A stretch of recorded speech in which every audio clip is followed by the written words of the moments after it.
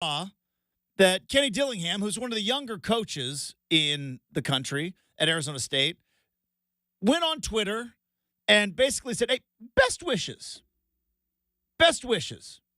Whoever gets this kid's going to get a great kid and a tremendous competitor, which I could not have imagined. Could not have imagined 15 years ago a player leaving a program. Now, obviously, transferring is very different now. Recruiting is very different now. There was no portal 15 years ago. But I could never imagine. Now, some coaches just said, yeah, we wish him the best. Some coaches were very stubborn. But to see a young coach, and I think a smart coach in Kenny Dillingham, understanding the bigger picture.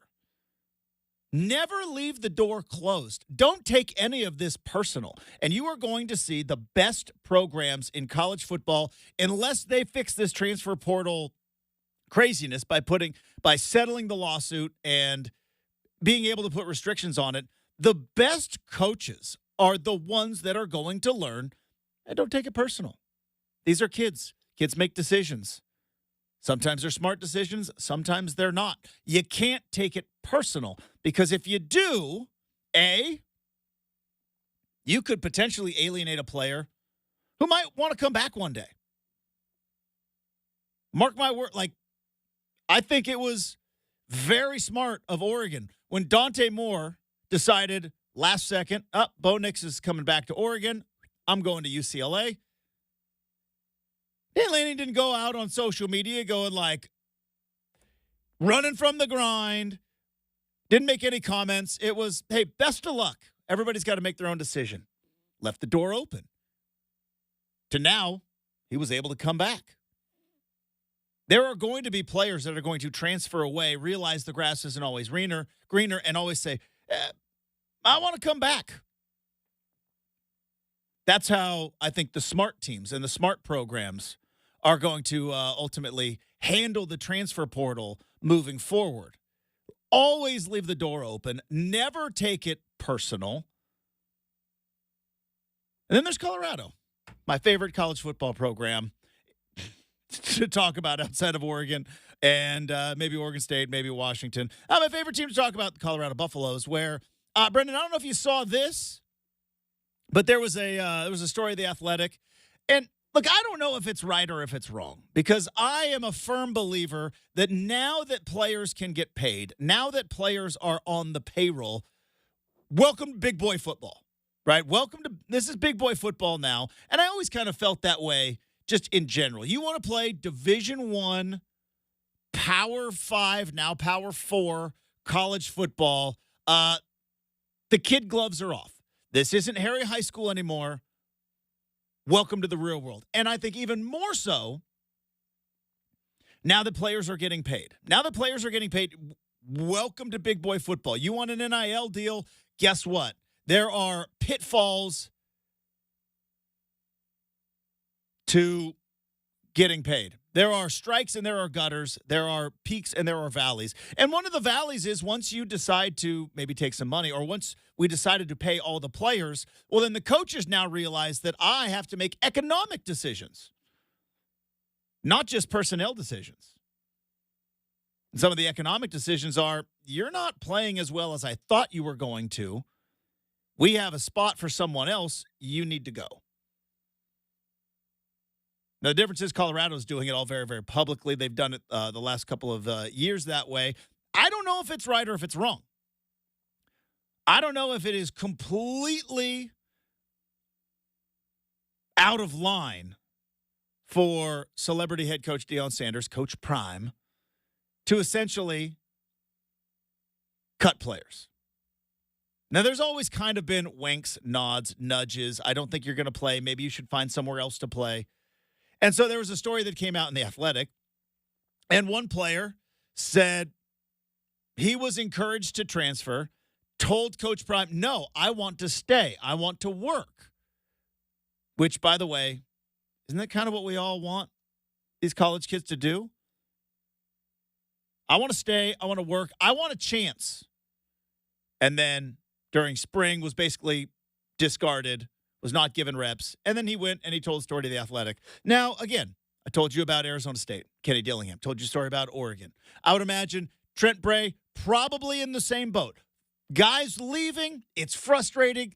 I haven't seen one bit of Trent Bray whining or complaining about certain players leaving. Best of luck. Wish him the best.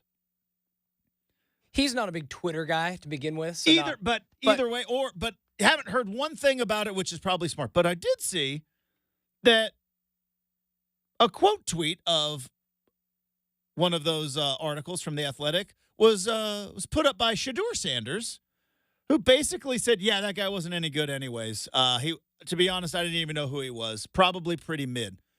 Okay, so now we've got the starting quarterback kicking transfers in the behind on their way out the door. Now, maybe that's a bad look. You think? It's a really bad look. You think? Now, it is interesting, Justin, because it almost feels like Dion is picking and choosing his spots because, well, now that Damian Martinez is a Miami Hurricane. Yeah, he's going to play Cam Ward next year.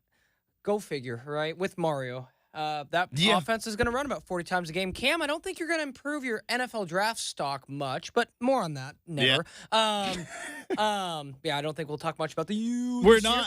But unless they do something stupid like run the ball when you could just take a knee. Exactly. But no, Oregon State's starting running back this year is a guy who played for Colorado last year. And when he left, that was when Dion tweeted, OSU, you're getting a dog. So It's like we saw that positively, but now we're seeing his son. But they see Shedeur go on. So maybe if the player's not good, they can do that. I mean, because maybe they realize this guy's kind of good. So I don't know. I found that very interesting. They're kind of like wanting their cake and eating it too. Teams are going to find out, and this is the thing that I have to learn because I am not one of the kids.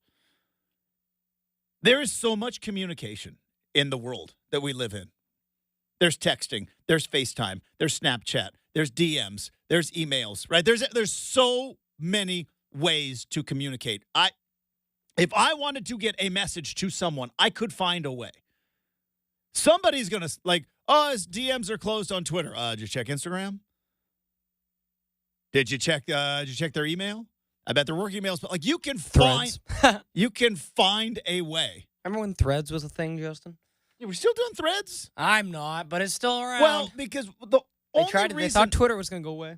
The only reason Threads was a thing was I think everybody was got all up in a tizzy because Elon Musk took over Twitter, turned it to X, and they're like, all right, this is going to fall apart. Turns out, no. Thank goodness. It's not going to fall apart. Didn't fall apart.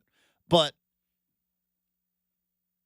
this is where I think this approach is going to hurt Colorado. Now, maybe this is happening in other places, and I'm just focused in, but I think it's going to hurt because, like we talk about in the NBA, players talk.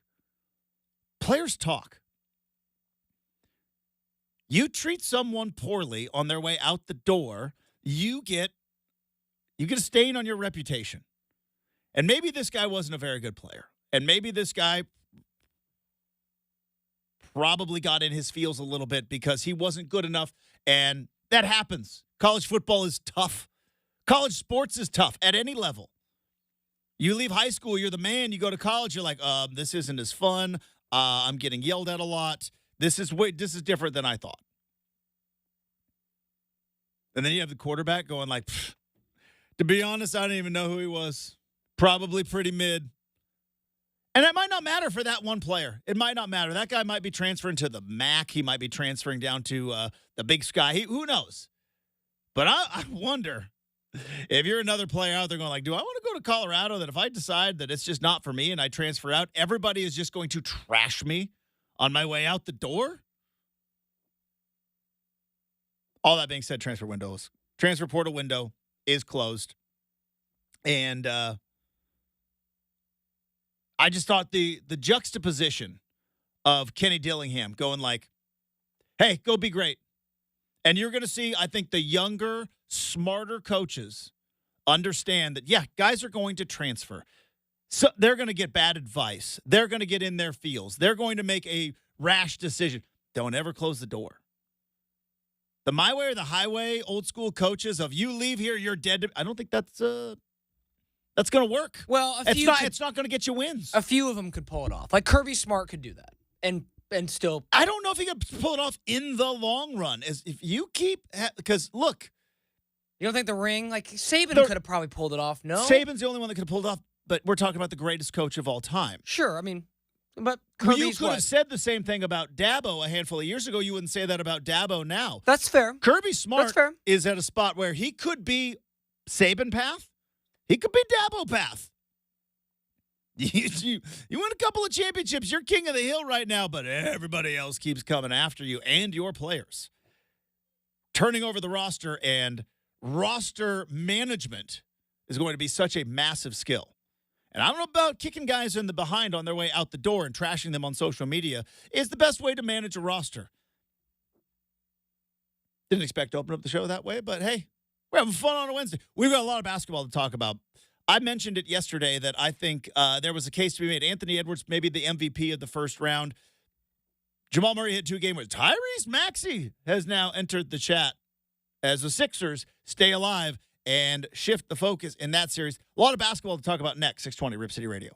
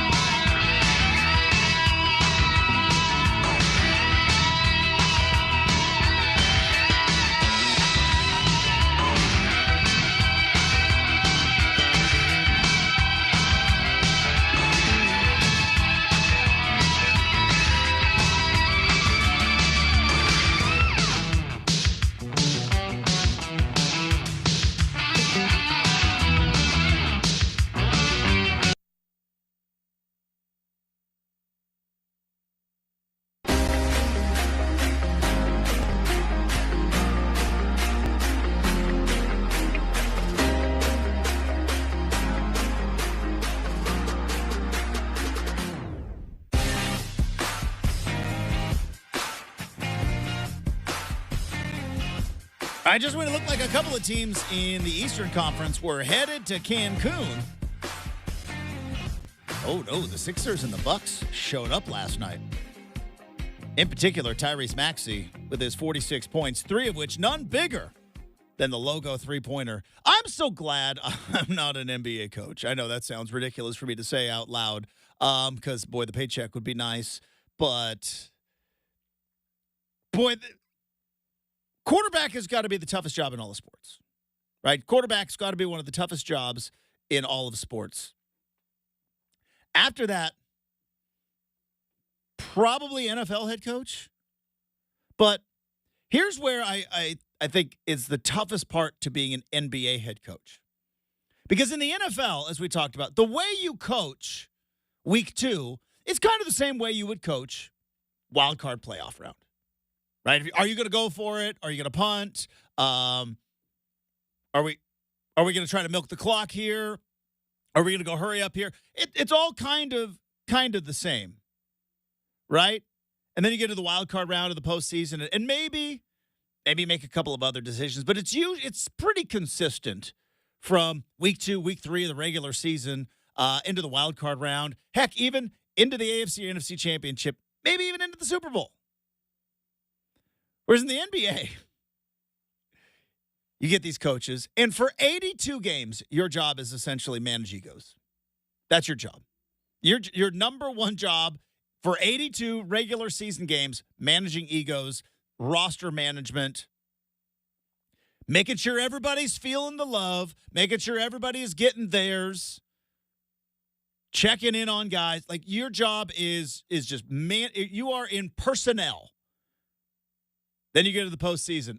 Yeah, you got to be strategic again. Because everybody is going to pick apart everything that you do. Case in point, the way that the Knicks closed this game out, because it looked like the Knicks had it locked. Was it 25 seconds left? I think it was 30. 30 seconds left? They had a they had what, 5-point lead? 5-point lead, 30 seconds left. Jalen Brunson misses a free throw. Josh Hart misses a free throw.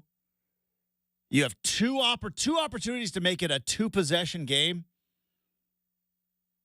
And then comes the dreaded spot, like I talked about with being an NBA coach, right? Which is up 3, shot clock off on defense. 82 games a year, you're like, let's just get a stop. You know what I mean? During the regular season, up 3, let's just get a stop. Now, some coaches, I think, probably would foul up 3. But I would say most coaches like, nah, it's February. We get a stop, we win. They hit a shot, we move on into overtime. But we're going to go and try to get not in the postseason. The postseason, obviously, when all these games matter. And so last night, free throws got a little tight. Maxey gets the ball. Knicks aren't fouling. You're a foul up 3 guy, right? Oh, totally. That's you. No, regardless of playoff, regular season, who's got the ball in their hands, foul up 3.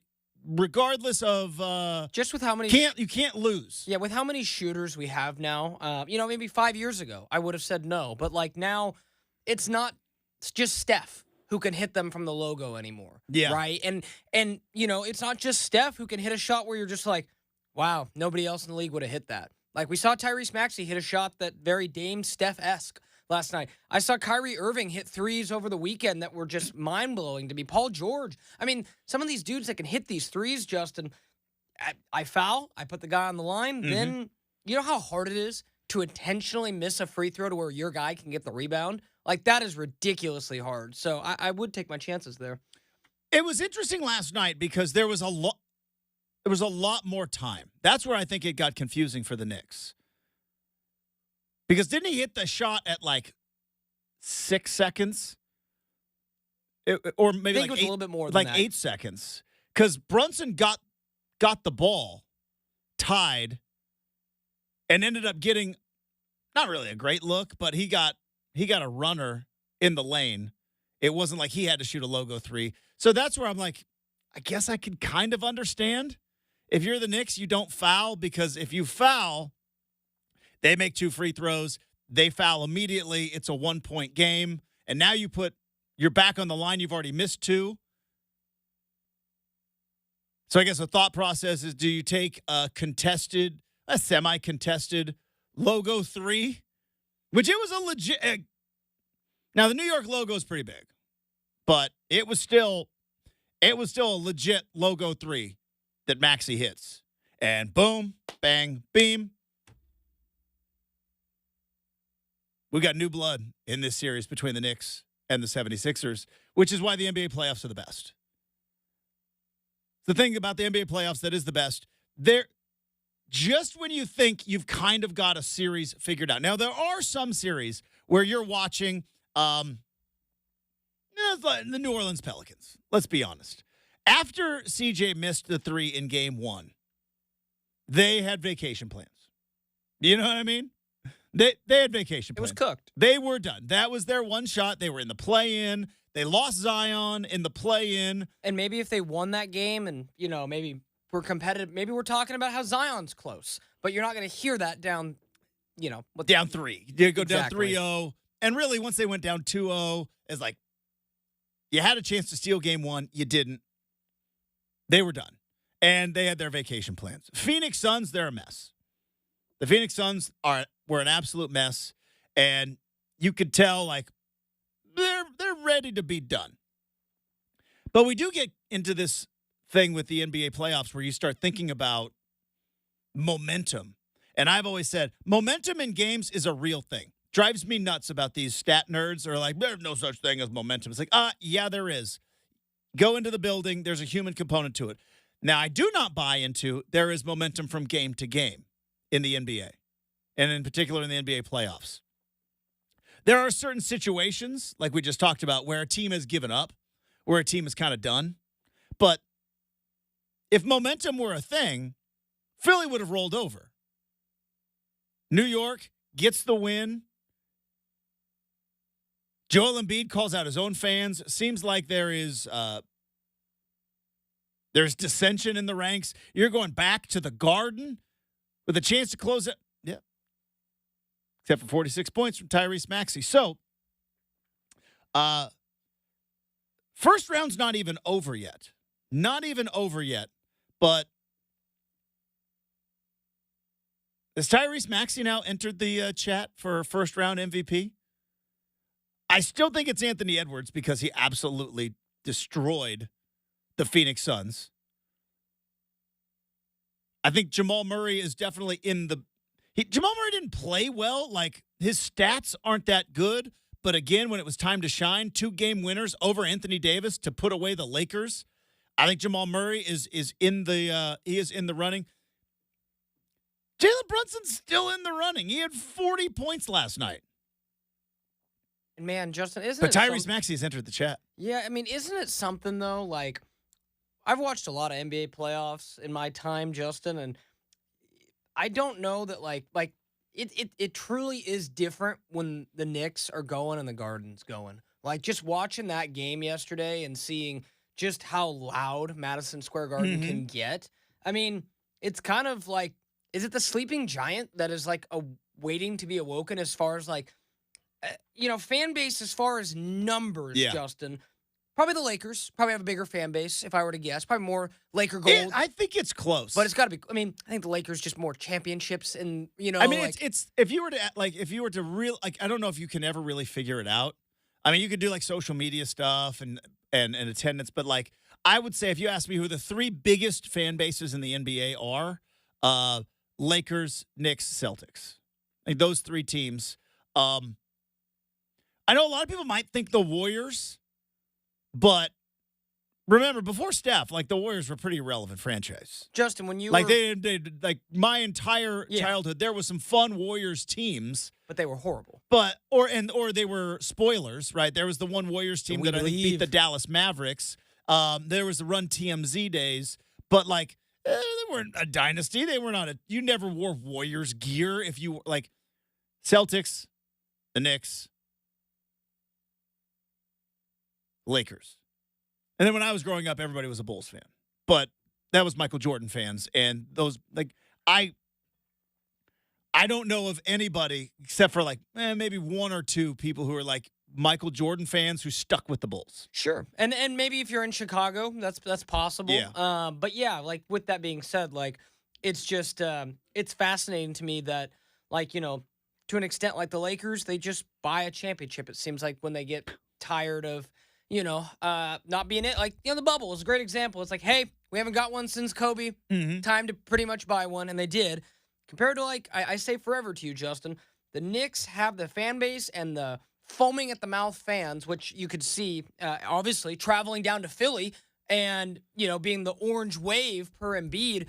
But, like, Justin, they won a championship. Like, let me back it up. The Blazers have won a championship more recently than the New York Knicks. Which is why I get so frustrated with the NBA is rigged stuff. All right, let's go. Let's do a little history real quick. The cold envelope, Justin, might be something there.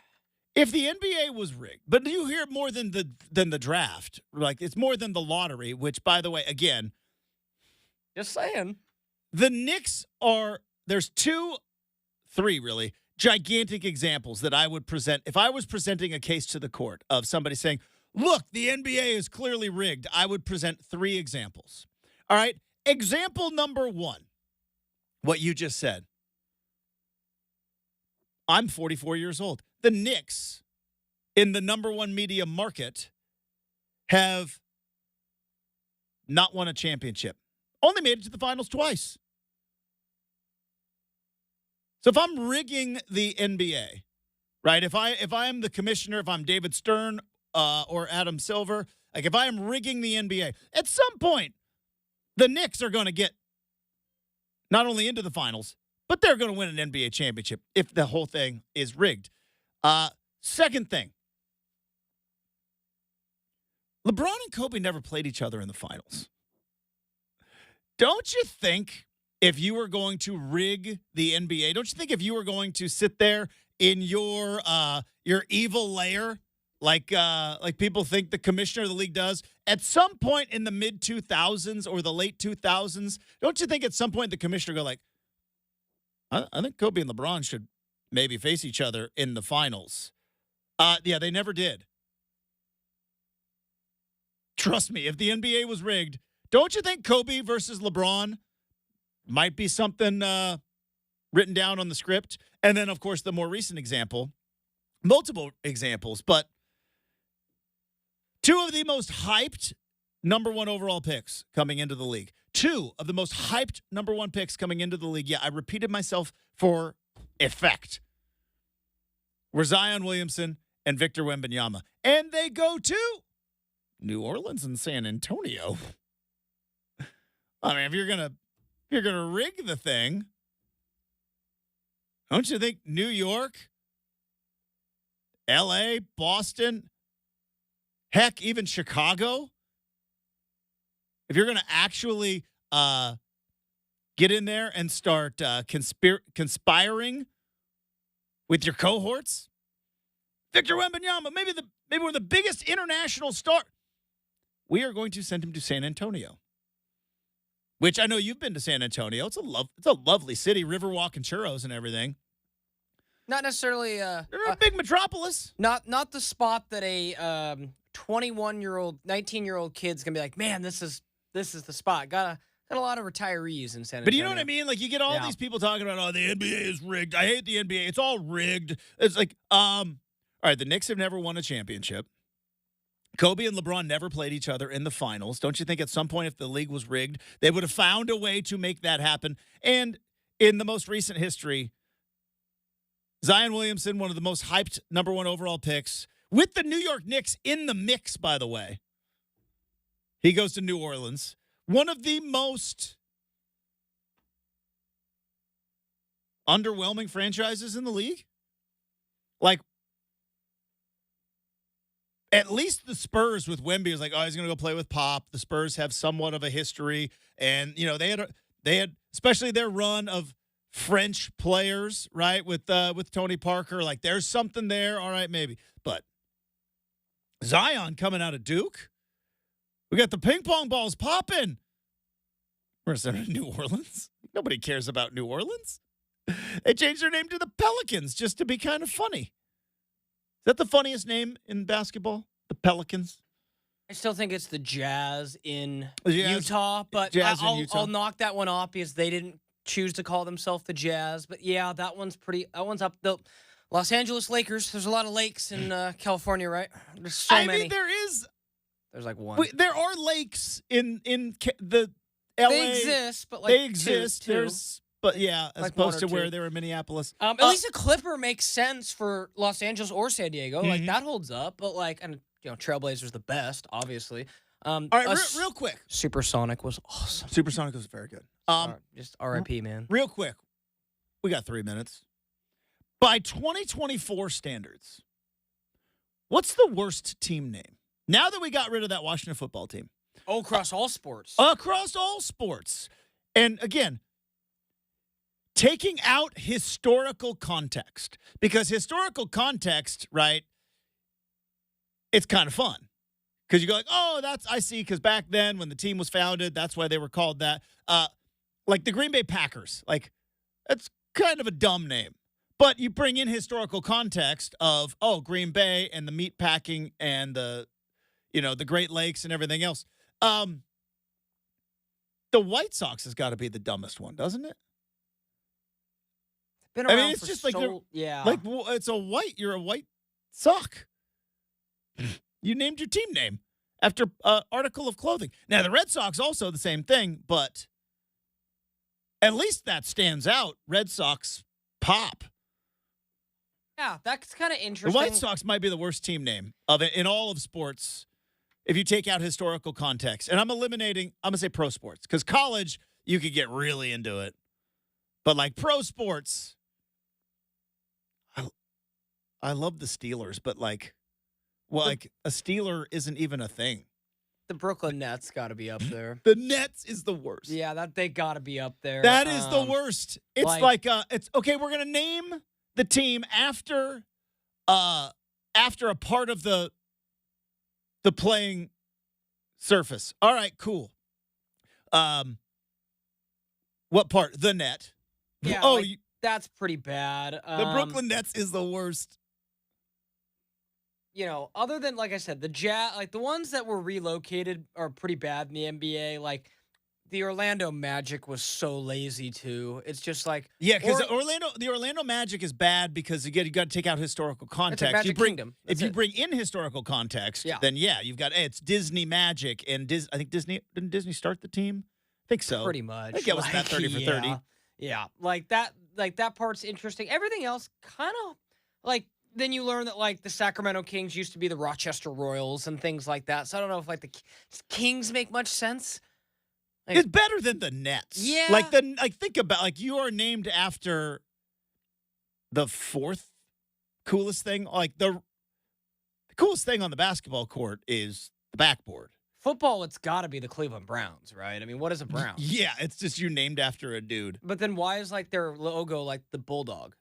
Like, you've seen that, right? Where it's like the dog pound. Like, wait, what? Your dogs? Your dogs, your Browns. Yeah, so Cleveland's always been one to me. Cleveland's a bad one. And I also don't know what a bill is. Like, I get Buffalo. That's a Buffalo. What is a bill? Yeah, the Buffalo Bills is pretty bad. Like, Buffalo I know, again, I'm sure there is historical context because they were the Buffalo Bison at one point, I think. That makes sense. But what is a bill? Right? That's the worst in football. Eliminating all context. All right. Hey, good segment. More basketball talk. Hey, the Bucks stay alive last night. Doc Rivers hints maybe a return. If Giannis and Dame come back, are things changing in that series? We got Round Ball Rock next, 620 Rip City Radio.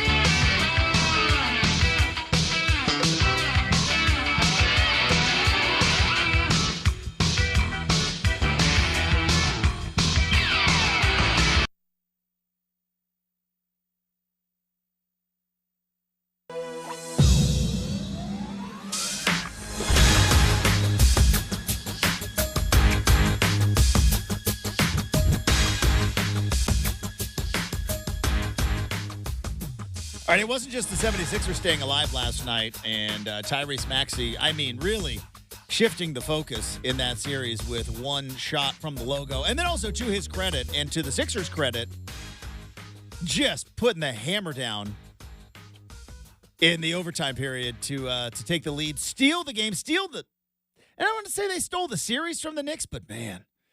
And I guess it's good for the goose is good for the gander is what they say. Wonder who came up with that phrase, but because the Knicks did steal a game in New York. Philly had that, Philly had one free throw away, and then it was up the Brunson free throw or the Brunson three, the bink, bink, and then the steal and was the timeout called and everything else. And then you had last night where it was over.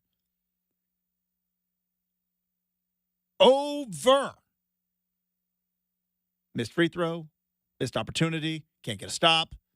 Josh Hart put the game away. Ooh. Got a little tight on that free throw. But there are other series, other things going on, and games coming up tonight. We need John Tesh and Round Ball Rock. Here we go. All right.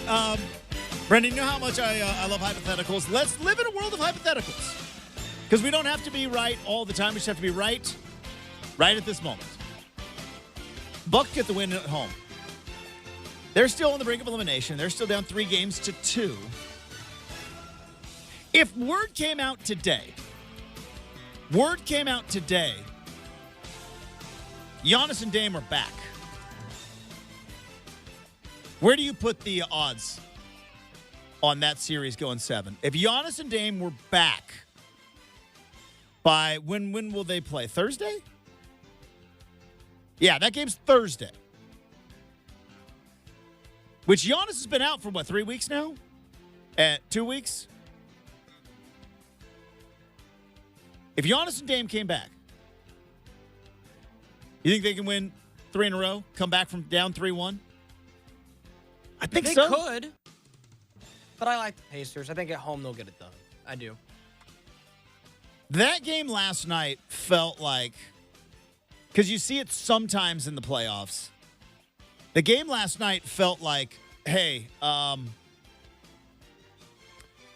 don't think their superstars are going to be playing. They're on fire. They're at home. Crowds behind them. 19 points in the third quarter for the Pacers, right? It's a 20-some point lead. Let's not waste all of our energy coming back in this game. We just go back home, take care of business, which feels like it could work unless Giannis, Dame, or one comes back. Then, oh boy, then we've got a wrinkle. Cavs get the win at home, 104-103. That one came down to did you watch that one on NBA TV? Who was it? Was it Mobley got the block, right? Was it Evan Mobley? Remember when he was at USC? I sure do. Remember that dude at USC? So good. And then went to Cleveland, kind of was in basketball purgatory for a while, and then Donovan Mitchell came to Cleveland. It was a good pick for them. You think about the Blazers. Blazers could use a player like that if he was available in this draft. But no, we can't keep doing that to ourselves. We can't just keep. Blazers could use it. We know. Hey, when you're that's the thing, Justin. It's so tough watching the playoffs too because you see these guys and you're like, you have to realize now, just like a year ago, one ping pong ball away from Banchero. Yeah, it's like how a year ago I was all in on Scoot, Miller, or Wemby. Lottery season is Blazers season, Justin. When you got nothing to look forward to throughout the campaign, you got to look forward to those ping pong balls, man. And no, to that point, either of those teams, Magic or Cavs, a factor though. No, they're not. This feels like filler. This feels like filler. It does. They could maybe take a game off the Celtics, but the Celtics the Magic aren't ready for that. The Cavs and Donovan Mitchell, they do have the experience, but I don't like them more than the Celtics. So maybe a game, maybe 2 at best. But no one's stopping Boston. All right, 2 games tonight. So that being said, Boston closes it out tonight at home. Would be shocked if they didn't. The only way they don't is if the Heat go on another run where they shoot 50-some% from 3, which they can do. But it feels like that was the one. Their good shooting one game. The gasp of the Heat was and then if Jimmy was back, different story. But without Jimmy, I don't see it.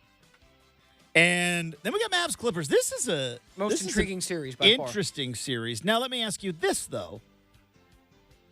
After seeing what we saw from both Oklahoma City and from Denver and from Minnesota, 2 sweeps and a gentleman sweep for the top 3 teams in the West. We did the dangerous, not dangerous. Is this series a factor in any way, shape, or form? Yes. I think. By the way, is Kawhi playing? Good question. It varies by day. I think the Clippers are more of a threat, and it's because of their depth, Justin. Like, the Clippers' depth is... Kawhi Leonard out for Game 5. There you go. So, again, when Norman Powell is like your 9th man at like $18 million a year, like, the Clippers have an expensive but deep roster. I saw them put away the Mavericks on Sunday with Paul George turning back the clock. James Harden can still get a bucket. Luka and Kyrie are great, but I don't think they have the supporting cast beyond those two to make a deep run. The Clips, they could. If Kawhi it's a big if. Kawhi could. Well, it sounds like this knee thing is just like it's an inflamed knee, Justin. And it just keeps coming back and coming back and coming back. You ever had an inflamed knee? Yeah. Probably not to the extent of Kawhi Leonard, because I don't have a surgically repaired knee. I think that's a little bit different. I've had tendonitis in the knee, which, you wake up and you got to work it out a little bit. But I've never had a surgically repaired knee, so that one's a little tough to think about. But real quick, and we'll see what happens in this series. We talk a lot about legacy on this show because legacy is fun to talk about, right? We talked about the legacy of Anthony Davis a little bit yesterday, the legacy that is being built by some of these young players. What's the legacy of Paul George? What's Paul George's legacy? Hall of Famer? It's a good question. Is Paul George a Hall? He is so good at basketball. Like, I watch Paul George play, and I'm like, and I felt this way all the way back when I remember when he was in Indiana. And that broken leg in Vegas, 8 years ago now? It derailed what would have been. He was the next guy. He could have been like Durant. He really could have been. Like, maybe a little bit short, but he could have been. But he's still really, really good. And dare I say, he's the best player in this series. I think he's playing better than Luka. Well, Luka's a little banged up. You saw that. Luka's playing through some injuries. But, yeah, I mean, it's Paul George is great. He's the best player in the series. Now, the question I have for you, Justin, with what's going on with Kawhi Leonard, how do you feel if you're the Clippers? You got $200 million guaranteed to him over the next 4 years. Yeah. They just signed him to an extension this last summer. Gave him $100 million, 2 years more. Best availability is best ability is availability. There it is. And how many times have we said this the last couple years? Kawhi, not like last year was. They were hurt. Year before, Paul George had the shoulder and COVID and shut him down. I mean, this has been it's been an ongoing thing with Kawhi. But I think if you are the Clippers, you bank on, you know what? If he gets right, that guy's a 2-time NBA Finals MVP. He's a 2-time NBA Finals MVP. If you could go back in time, do they undo the trade for Paul George and keep Shea? Oh, yeah, Knowing 100%. Do they 100%. Because you'd have Shea Gilgeous-Alexander on your team, who might win the MVP this year. All right. Coming up in hour number 2, we'll get into a make or miss. We'll get on stuff I saw on the internet. With Travis Kelce now signed to being the highest paid tight end, do we now need to reevaluate our fun question, which we ask every once in a while? Who's the best non-quarterback in the NFL? We'll talk about that. Hour number 2 next, 620 Rip City Radio.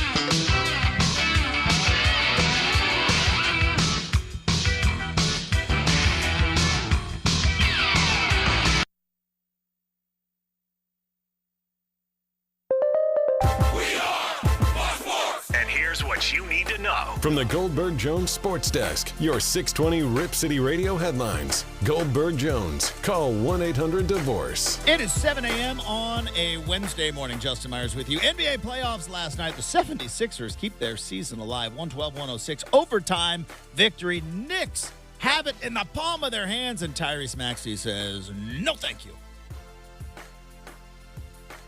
Series now shifts back to Philadelphia for Game 6. Cavs take a 3-2 lead over the Orlando Magic at the buzzer. Evan Mobley with a defensive stop, 104-103. Cavs get the win over Orlando. And the Bucks, no Dame, no Giannis, no problem. They got Pat Bev, and they got the Pacers going through the motions as the Bucks hold off elimination, 115-92 rout of Indiana. But Game 6 now shifts back to Indianapolis. They still playing Conseco Fieldhouse? I don't think so.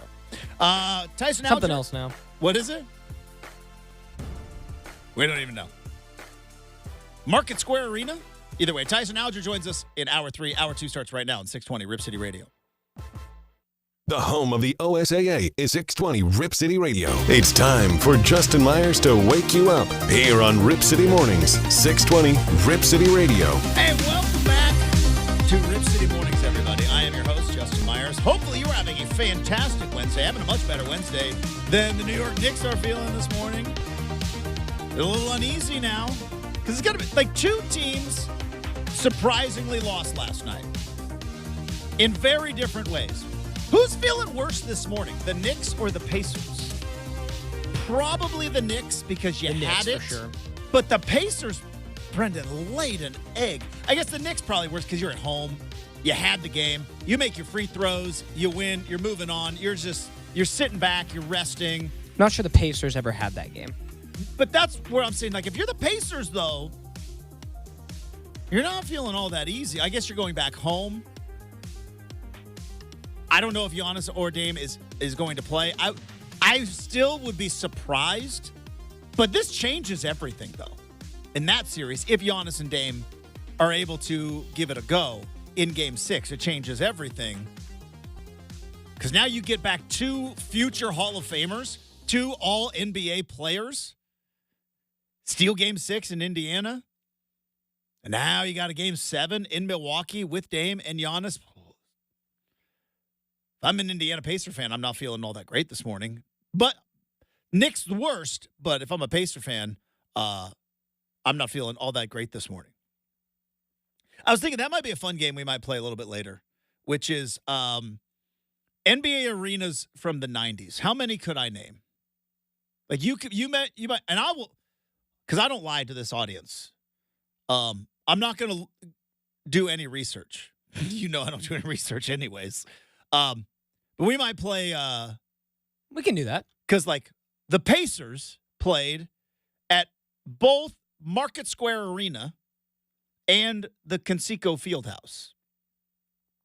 But we might play a game of Brenden says the team, and I say where they played in the 90s. I don't know if that's going to be a fun game or not, but. Yeah, the Pacers Arena, Justin, isn't even the name it was when I was there 8 years ago. So it's already changed again. It's Bankers Life Fieldhouse back there. Bankers Life Fieldhouse. So many banks. Boy, what were we doing in getting in the radio game? We should have gotten in the bank game. They seem to be, as old Willie Sutton said, why you rob all them banks? That's where the money is. There's so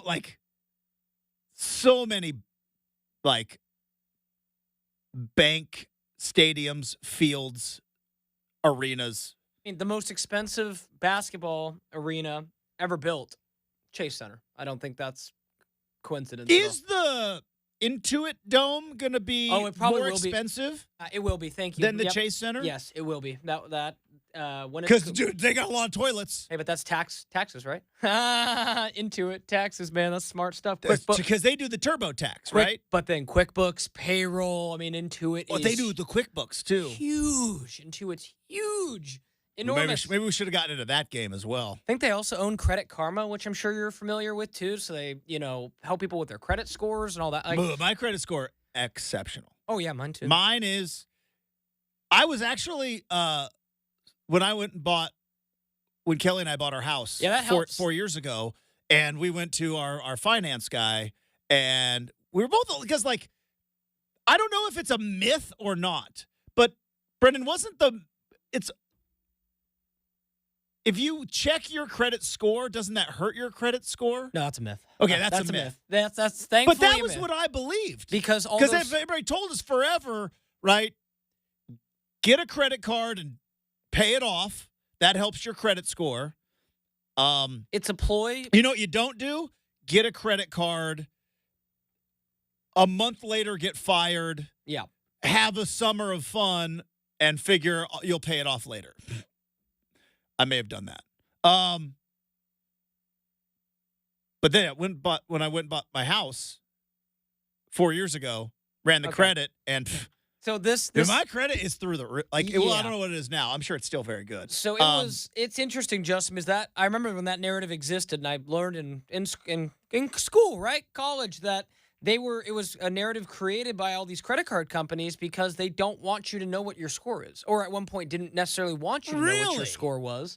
It's just kind of Who's worse, the credit card companies or like the big food? Because like the big food people like convinced everyone to eat Pop-Tarts and cereal for breakfast as part of a balanced diet or whatever. It was like, turns out this was all bad for you. But as it turns, none of us should have been eating any of this. Yeah, because if you're like someone, that being said, Pop-Tarts are if you're someone who's awesome. Making payments on credit cards, Justin, you're not going to be helping your credit score. But this number, you know who is the worst of all of them? The diamond people. Oh, it's the whole thing about the De Beers company. The whole, hey, you should pay 2 months' salary on a diamond. Like, they just made it up. Yeah. Oh, they just made it up. Well, you remember Michael Scott, right? The ring for Holly, 6 years salary, right? 6 years salary. I think one of the only F-bombs ever used in the office is when Pam sees the size of that ring. She's like, oh, that's not what Jim got me. But no, Justin. But they just made it up. Yeah, that, and here's why. Because only 35% of people who have credit cards do not carry a balance month to month. So that means, Justin, if you're one of the 35%, credit card companies don't like people like me and you. We don't make them any money. They like people. I make them a little bit of money. Okay, fine. I make them a little bit of money. We're working on it, though. Yeah, okay? they like people who are like, oh, yeah, I'll put $1,500 on there. Maybe I pay off $750. The rest will just take an interest. Right? If you don't pay interest, you don't give the credit card companies money. All right. I teased something. I want to pay off the tease for those that hung around over the break. And by the way, welcome to the show. Happy to have you with us. Appreciate you guys hanging out with us for a smidge of time. Tell a friend, would you? We're having fun here. I was thinking about this yesterday. One of my favorite topics is always, who is the best non-quarterback in the NFL? If we were to take a look right now and think about this, now that the draft has happened and need, and then Travis Kelce just got paid. He's the highest paid tight end in the league. And I think we have talked about this before, and these names always pop up. Justin Jefferson's name pops up. Tyreek Hill's name pops up. I think Christian McCaffrey's name pops up for a good reason. Are we sleeping on Travis Kelce as a guy? Because I think and I think it's an unfair label that we throw on him, but I think one of the unfair labels is that Travis Kelce is who he is because Patrick Mahomes. But I think you can easily be making the same case that Patrick Mahomes isn't Patrick Mahomes without Travis Kelce. Is Travis Kelce the best non-quarterback on the offensive side? Because once you get into the defensive side, and then we got to talk about a whole slew of other dudes. But is Travis Kelce the best non-quarterback on the offensive side in the NFL right now? I think you can make that case. You could. I'm going to say no because, again, Travis Kelce, I still think he's probably he's still the peak of his position, but we'll see, right? He's 34 this year. Eventually, Father Time will start catching up to him. That's true. But as we sit right now, he's got 3 rings. Yeah. He was a factor in every one of those Super Bowls. I love Justin Jefferson. We're going to find out really how good he is because Kirk Cousins isn't going to be throwing in the ball anymore. This was his first this year, and again, this was a year where he missed a few games because of that knee injury. Yeah, but otherwise, Justin, this would have been his 1, 2, 3, 4. It would have been his 8th year of 1,000 yards or more, 7 or more coming into this last year. So that streak did snap. But obviously got the ring, so I doubt he cares. Redefine the tight end position. Him and a handful of other guys. Yeah, I mean, but the problem I have with this, Justin, with putting him in as the greatest of right now, is he still has, regardless of the rings, and I know rings are important, he still has a long way to go to be the greatest tight end of all time, and I'm not even sure he can. But I'm just saying, not because that's comparing him to what, Tony Gonzalez? Antonio Gates, those two guys are kind of the But I'm saying gold standard. to his peers right now in the NFL, I would take. if you want, one season, you've got your quarterback set, and I'm not. Maybe it's not Patrick Mahomes, but you've got your quarterback set, and you are redrafting like a fantasy draft, but not to win a fantasy, but to actually win football games. Who's the first offensive player you're going to take for one season, not for the future, but for one season? Travis Kelce's got to be in the discussion. He's in the mix. I would go. Probably Christian McCaffrey. Right? I'd take a running. I'd take a receiver. I'd go Jamar Chase. But Christian McCaffrey can play receiver. He can play everything. He can, but you go Jamar Chase or Justin Jefferson. Can't go wrong with either one of those guys. I'm biased. I like receivers. We throw the ball in my offense, so a lot. I'm biased. But no, it's a really good question and one that I think would be very subjective. I think you could even, find somebody we didn't even mention. Well, because the best player in the NFL, that's a boring conversation because it's Patrick Mahomes.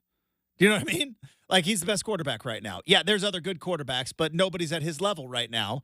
And he's proved it time and time again. It's a very boring conversation. Now, I think this is a little spicier conversation because, yeah, you got the, what's your philosophy? I'll put this in there too, Justin. We didn't even mention him, but in 17 games this last year, I know they flamed out. Tyreek Hill set a career high in receiving yards. Well, I threw Tyreek Hill in there because 1,800 yards. 1,800. He's a different animal, man. Yeah. 1,800, that's a lot for a receiver. Even Justin Jefferson, his great year when he kind of busted onto the scene, I want to say that was it was 18. So 1,800 is the gold standard. So you got Tyreek Hill, you got Justin Jefferson, you got Jamar Chase, Christian McCaffrey. Yeah, he's in there. Travis Kelce's in there. I guess you can't go George Kittle because you've already gone Christian McCaffrey. Is there anybody else we're missing? And I'm just talking offensive side of the ball. We'll see what happens with Stephon Diggs. Yeah, that's tough. is Stephon Diggs one of those guys, or was he one of those guys because Josh Allen was throwing him the football? But he's going to what? He's at Houston, right? C.J. Stroud's got Stephon Diggs. Oh, they are honestly, Justin. You laughed at me, but I mentioned you just mentioned the keep an eye on the Texans and the Bears this year. I don't know if two teams have completely. We thought the Texans were good. They just went and added an All-Pro receiver, and then again the Bears. They might have the best receiving core in football. So I'm curious to see how all that shakes out. Here's my problem with the Bears, though. It's the uniforms are magic. It's just they're the Bears. They're the Bears. They've got to prove it. Fentress talks about it when he comes on the show. He's like, whatever decision they were going to make, whether it was keep Justin Fields and trade the number one pick or trade Fields, which they did, and draft, whatever decision they're going to make, it was going to be wrong. Because it's just that's the Bears. That means that Justin Fields will beat out Russell Wilson and lead your Steelers to the promised land. I don't care who does it as long as they're in the promised land, to be perfectly honest. I don't think that's going to happen, though. If Justin Fields beats out Russell Wilson this year, things went terribly wrong, and Tomlin's probably getting fired. Dude, what's Russell Wilson's legacy if it doesn't work in Seattle or in Pittsburgh? If it just it's a very good question. Yeah, maybe something to tease for future down the line. We do have Brady Henderson coming on the show later on this week. All right, but we have Make or Miss. That's coming up next, 620 Rip City Radio.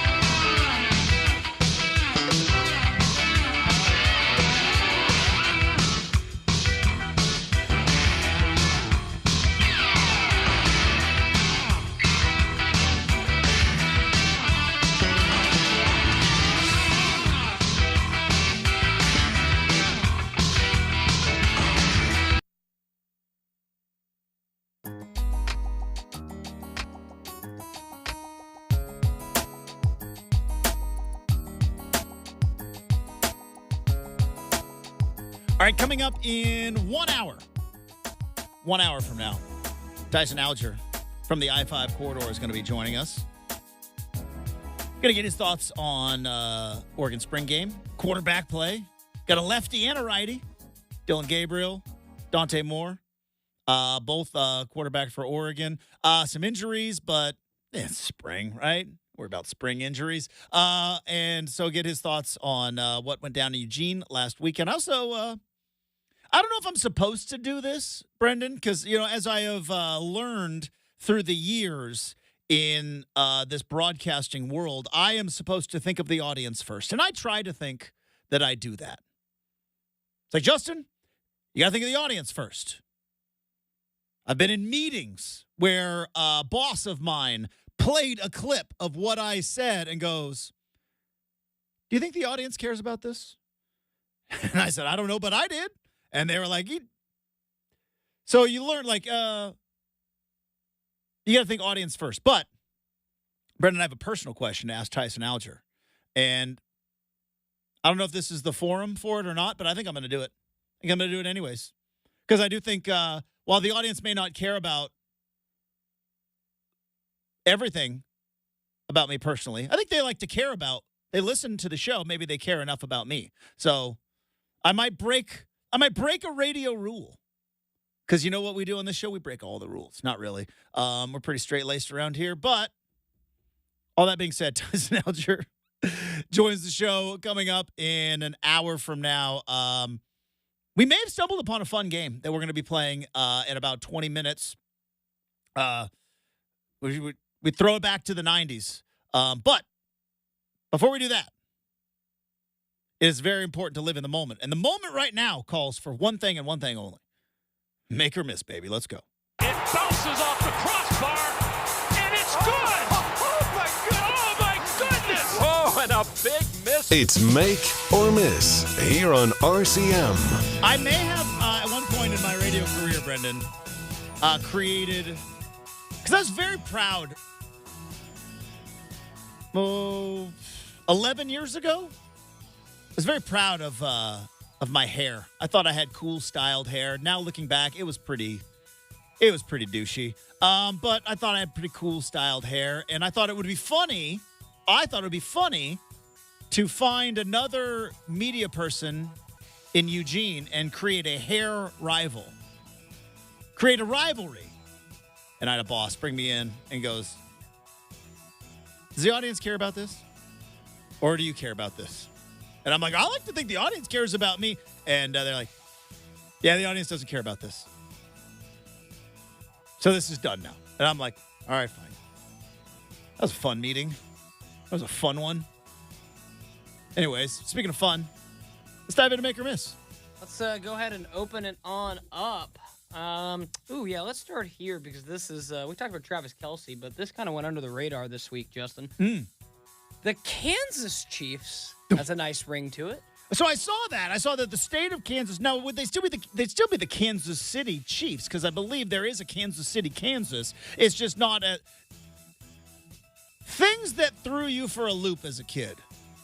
Kansas City being in Missouri, right?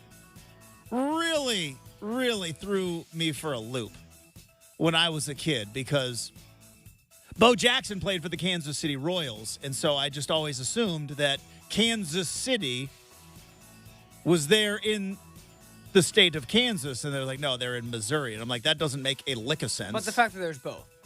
And then there is both. And I believe they both span the mighty Mississippi is what runs between both Kansas City, Missouri, and Kansas City, Kansas. Or am I thinking of St. Louis? Probably thinking of St. Louis. Wrong river. Geometry, yeah, usually I'm looking at the map right now. So it's, interestingly enough, there's, let's see, roughly, it would just be like moving to the burbs, right? Because you're talking 500,000 people in Kansas City proper to about 100K in Kansas City, Kansas. But I just think it'd be, it's one of those things where it really does sound like the Chiefs are going to have to move to the suburbs to get a new stadium if they want it. And I don't know, I kind of like it. Go to Kansas. That's fine. Not the mighty Mississippi. It's the Missouri River. Okay. Yeah. Shout out Lewis and Clark. Yeah, I think Missouri River. River. I think that's where they started. So, yeah, Kansas City being in Missouri was always a weird thing. So, apparently, this is what happened.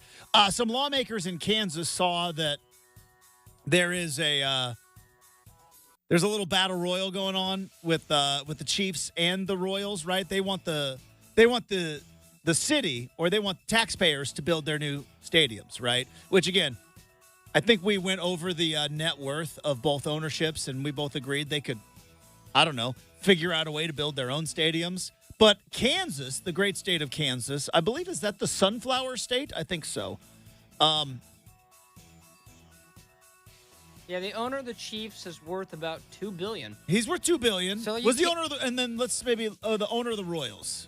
Yeah, because they're going to combine them. But with that, though, Justin, that's not like Stan Kroenke money, where you can just go, hey, it's not. The heck with the taxpayers, I'm just going to build it on my own. Yes. Right? You don't have that kind of money. But let me check on the Royals ownership net worth. Just over $1 billion. So not a ton of money between those guys, relative to today's terms. Enough to upgrade their stadiums. Sure. I would assume so. And maybe you don't have to build a brand new stadium. Maybe you take Arrowhead Stadium, and maybe you take Kauffman Field. Don't know if that's what it's called still. But again, in the fun game we're going to play in 20 minutes. It was. Good for you, man. Is it still Kauffman Field? Kauffman Stadium. But Kauffman Stadium. I'll give it to you. The judges have accepted it. It's enough to upgrade it with your own $200 or $300 million that you're probably going to make back in revenue and everything else. You been to Kansas City? I have not. Missouri? You been to? I have not been to Kansas City, nor have I been to St. Louis. Me neither. Missouri, the Show Me State, as they call it. Yeah, I've never been there. I got all the taste I needed of Missouri when I watched Ozark. That told me all I needed to know about Missouri. I watched the first season of Ozark, and I was promised that Ozark was going to change my life, that it was going to blow my mind, that this was going to be one of the... I was told that Ozark was one of the all-time greatest shows of all, and I watched it, and I'm like, I get it. It's solid, but I'm not sure. Good. I wouldn't say it's... I wasn't the one telling... I mean, I love Jason Bateman. So let me ask... Can I ask you objectively, and you, I believe, will be objective. When people ask, Justin, not like people ask this very often, but they say, Justin, if anybody could play you in a TV or a movie about your life, Alan Tudyk is the first guy I think of because he looks just like me. But but he's British. Maybe he can't get the Justin accent down. I have also been told Jason Bateman. Is that fair? I can kind of see it. I'm gonna get a side by side here. You pull up Jason Bateman and then look at me right in the face. If your hair was longer, you could pull it off. Used to be longer. Slightly longer hair. It used to be longer. Not quite like Jason Bateman with the flow and no, air. He's got like the long hair now. That was for air. He grew it for air, and apparently he liked it. So go figure, right? But that's not too selfish. If somebody says, Justin, who plays you in the movie about your life, which they're not ever going to make a movie about my life, I go Jason Bateman. It's kind of always my go-to. Good actor, handsome fella. I love Jason Bateman. That being said, so the state of Kansas is trying to steal the Chiefs and the Royals. They proposed, $1 billion being paid over the next 30 years. I don't know how bonds work. I should, but I don't. That'd be tough for Missouri, considering that they're still reeling from losing the Rams. And then they still have a big baseball team. They still got a big football stadium there in St. Louis. Oh, yeah. Just the Battlehawks are there. The Edward Jones Dome. Yeah. Shout out to the St. Louis Battlehawks, by the way. Yeah, I mean, but that's kind of interesting because, Justin, we've talked about it, like with Utah. There are states and cities who are like, come on in and we'll do whatever is necessary. Mm-hmm. And this is nothing new. And it sounds like Kansas is like, no. Because this, I think I saw it was proposed by a handful of lawmakers to try to build the Chiefs and the Royals a whole new facility across the Missouri River. And I believe that the rest of the state legislators were like, yeah, we're not even voting on this. This is so absurd. We're not going to raise $1 billion to try to steal the Chiefs and the Royals because it's not going to happen. But you got to love politics, though. Well, and here's the thing. Just kidding, you don't. It's the worst. Make or miss, Justin. Patrick Mahomes will play in wherever this new stadium is built? Will it happen in the next 10 years? That's the real question. That's a very good question. Will Mahomes play in this new stadium? It'll get done. It might take a while, but it'll get done. The Arrowhead's too old. I mean, they could do a major renovation. I think you do a major renovation. But let me look at I'm going to pull this up to make sure I got that right. Well, all right, let's talk about this. Yeah, Soldier Field, we talked about. That's the oldest. Lambeau's not the oldest? Nope. Oh, no. Soldier Field is it. But Soldier Field went through a renovation a handful of years ago. So they have proposed their $5 billion stadium. On the waterfront. How mad were owners at Kroenke? Going dude. Very. Really? A stadium was like $700 million tops, and you had to go and build that. Like, we get why Jerry Jones built what Jerry built. Jerry's already out there. We don't worry about him. And you had to go and drop was it $4 billion? No, 6. 6 for SoFi. Yeah, it was 6. My apologies. Yeah, it was 6. You had to go drop $6 billion on a stadium. We were making stadiums for $700 million. True. Nice stadiums. Now, okay. I think, who else contributed quite a bit was the Falcons, making that big, shiny stadium with the retractable. Oh, the Mercedes-Benz? Yeah, that. They're like, really? Mr. Blank, you had to use your Home Depot money to make that? Really? So but no, Soldier Field is going to be replaced. Yes. Don't know if they're going to get this $5 billion, but they want it. Eventually it will. And so Soldier Field is going to be replaced. Buffalo is replacing their stadium, right? Fourth oldest stadium, opened a year after Arrowhead, so 73. Arrowhead opened in 72. But they're already it's already on the way there. Lambeau's obviously Lambeau's just is a museum. Yeah, Lambeau. That's the Fenway Park. Yes, sure. It'll never change. So Arrowhead's next, and then you've got the Superdome was built in the 70s. Yeah, and then after that, you don't have a stadium that was built until almost the 90s. So there's 5 that are old and. All right, wait. Let me guess. After the Superdome, you'll never guess it. Give me the division. AFC Eastern. Yeah, AFC East. AFC. Not MetLife Stadium. That was built. Gillette?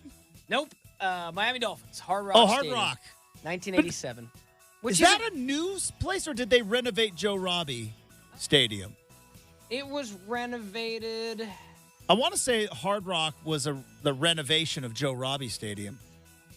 Let's see. I don't know. Yes, it used to be Joe Robbie Stadium. Okay. Yes, but it was 80, whatever year that was. Got it. So, but yeah, that's kind of interesting when you look at it that way. There's. So you're right. I mean, when you think about the Chiefs are up. They're due. Well, yeah, and then you think about teams who have opened up stadiums later who are already the Commanders opened then FedEx Field in 97, and they're like, we need a new one already. So it's funny because I think FedEx Field was one of those where they got themselves a new, but they didn't build it very well. Correctly. But yeah, so I find that interesting. I mean, you're right. Kansas City's due.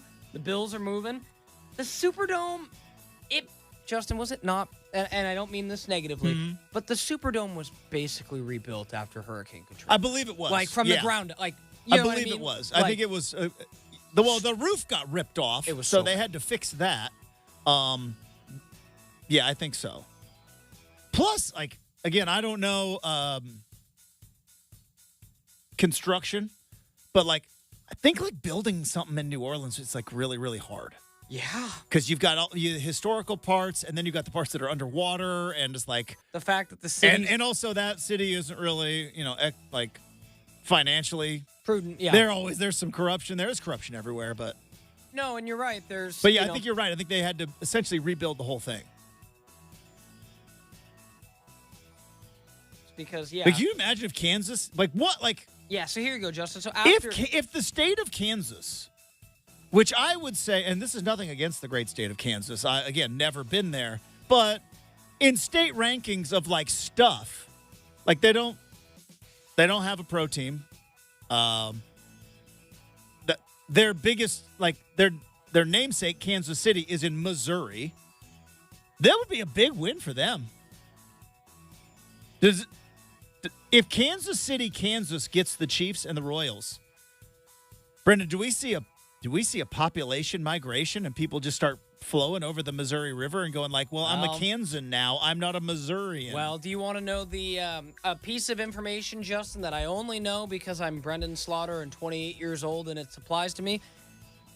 Cheapest houses in the United States of America are in Kansas. You want to go buy a house? If you're in my age, you go take yourself to Kansas and get yourself a house. Well, you got to watch out because the houses in Kansas, tornadoes take them up. Maybe that's why. But just, like I constantly look and it's like, yeah, home prices in middle Do you America. think the Wizard of Oz hurt home prices in Kansas back in the day? I think there's a lot of you things. made a whole movie about how your house just got ripped up and flew away. Yeah. Yeah. Thanks a lot. Yes. Judy Garland. But to your point, Justin, about New Orleans, as of recently, more than half the city sits below the ocean. Yeah, we all So learned it's about like, we all New learned Orleans about levees It's a tough back in spot. 2005. We did. We learned about it hardcore. But yeah, let's go ahead and get to one more. Sure. I really want to talk about this because we didn't this morning, Justin. The intricacy of where Ohtani's money went is insane. Okay, so what I believe happened was interpreter was stealing money, right? Yeah, I've got it in front of me. if That you need me to go money through. was then being sent to casinos, turned into casino chips.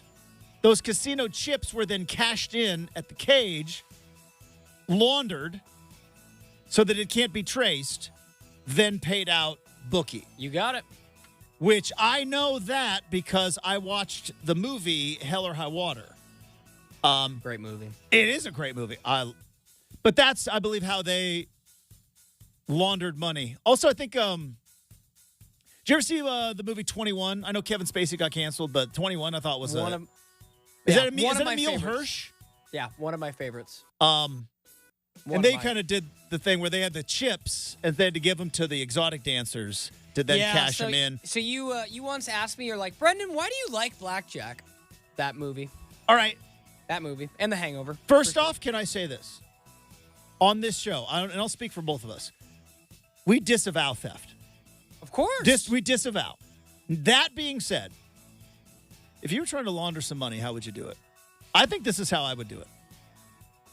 I'd go you got to casino it, right? I'd go Breaking Bad, car wash, nail salon, something like that. But then you got to get in with like some really bad, like Yeah, you just go to a casino, play a couple, like here's 10 grand, play a couple of hands of blackjack, Get into chips. cash them out. They'd probably notice though, huh? Because they got that eye in the sky. Yeah, one. Try like. Well, I'm just saying, like, Yeah. they would probably notice. Because, like, again, in that movie 21, they were like, oh, The facial he's technology. drinking a tonic and lime. He's not really drunk. Like, now I don't know if they go that far. Oh, they do. They do. Probably do. Vegas is. It is true, Justin, that they say that like people who are banned in Vegas, because it's a solid list. They say it would take someone like less than 10 seconds to be grabbed by security after walking in, because the second you walk into a casino, it's like you walking into the White House. You got 18 different cameras. Yeah, but do you think they would know, like, scanning your face? if you got a drink, like, they would pay attention to you specifically because you got a Maybe drink in not, your hand? like- Or if you came in, probably if you put a bunch of money in the cage, they'd be like, all right, that guy just dropped in 40,000. Let's watch him and see what he does. Yes. He plays two $5 blackjack hands and then cashes them out. Yeah, that guy's laundering money. But yeah, but like again, Justin, a lot of Breaking Bad gave us a good guide. The car wash worked for Walt, and so did some other stuff. But yeah, Hell or High Water. That's how they did the money laundering. It's a great movie. Yeah, I would steer clear of what is it? A pollo. Oh, Los Pollos Hermanos? That I wouldn't do that. Not the chicken shop.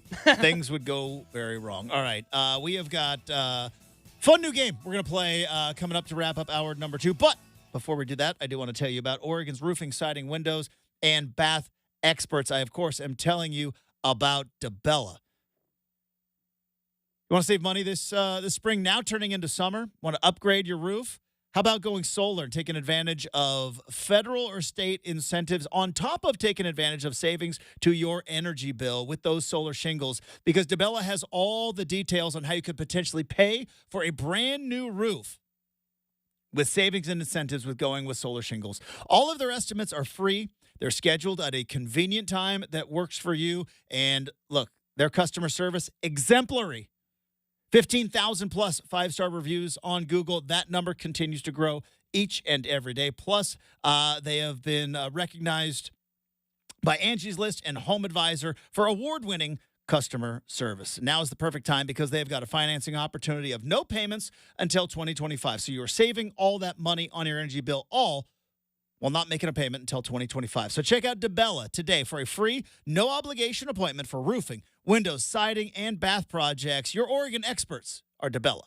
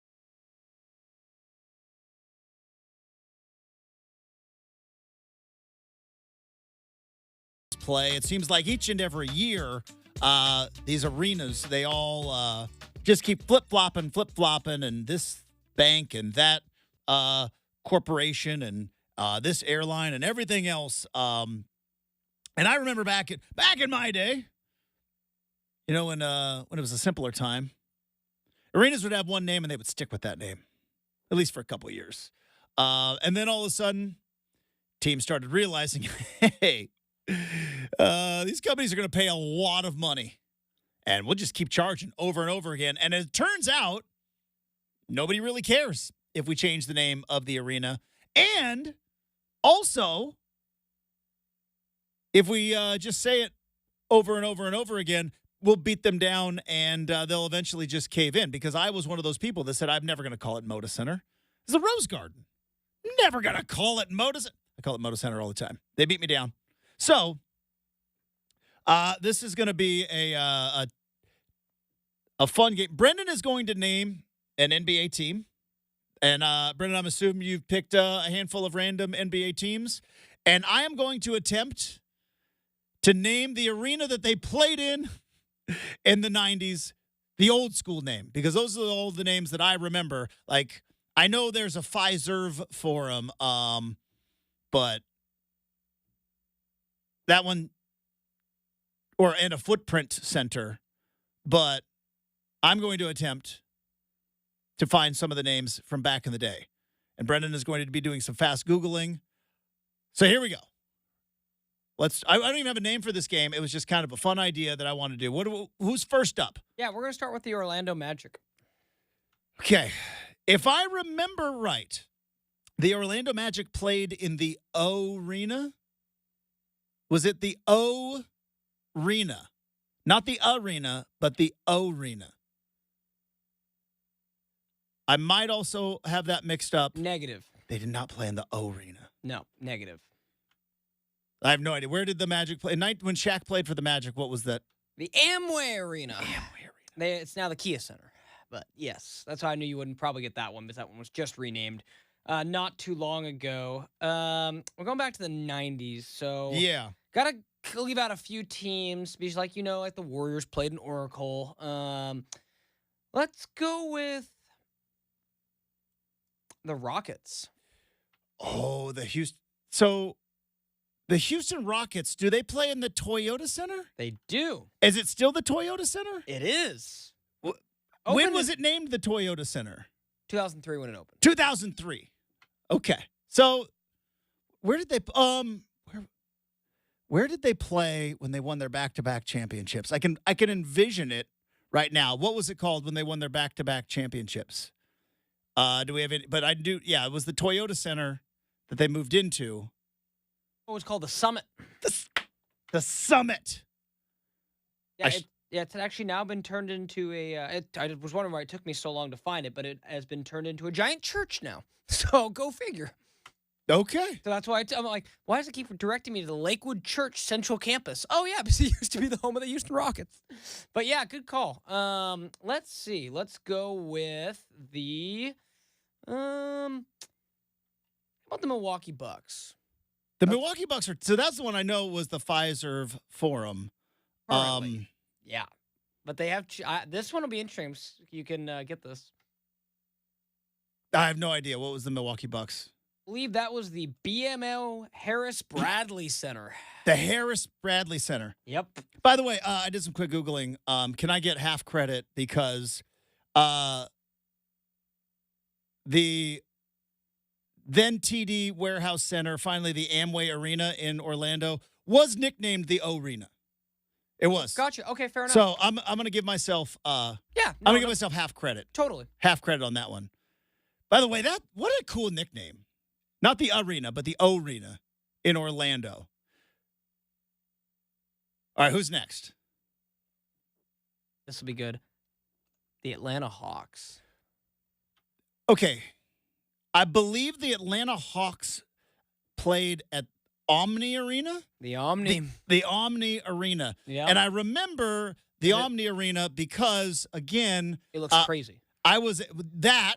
Because didn't it have, I think it had like seats below the floor. Oh, yeah. No, like this is quite something to look at. It had seats below the floor. And obviously, Dominic Wilkins was a very big deal. And I believe that their games were on TBS. I was a TBS kid.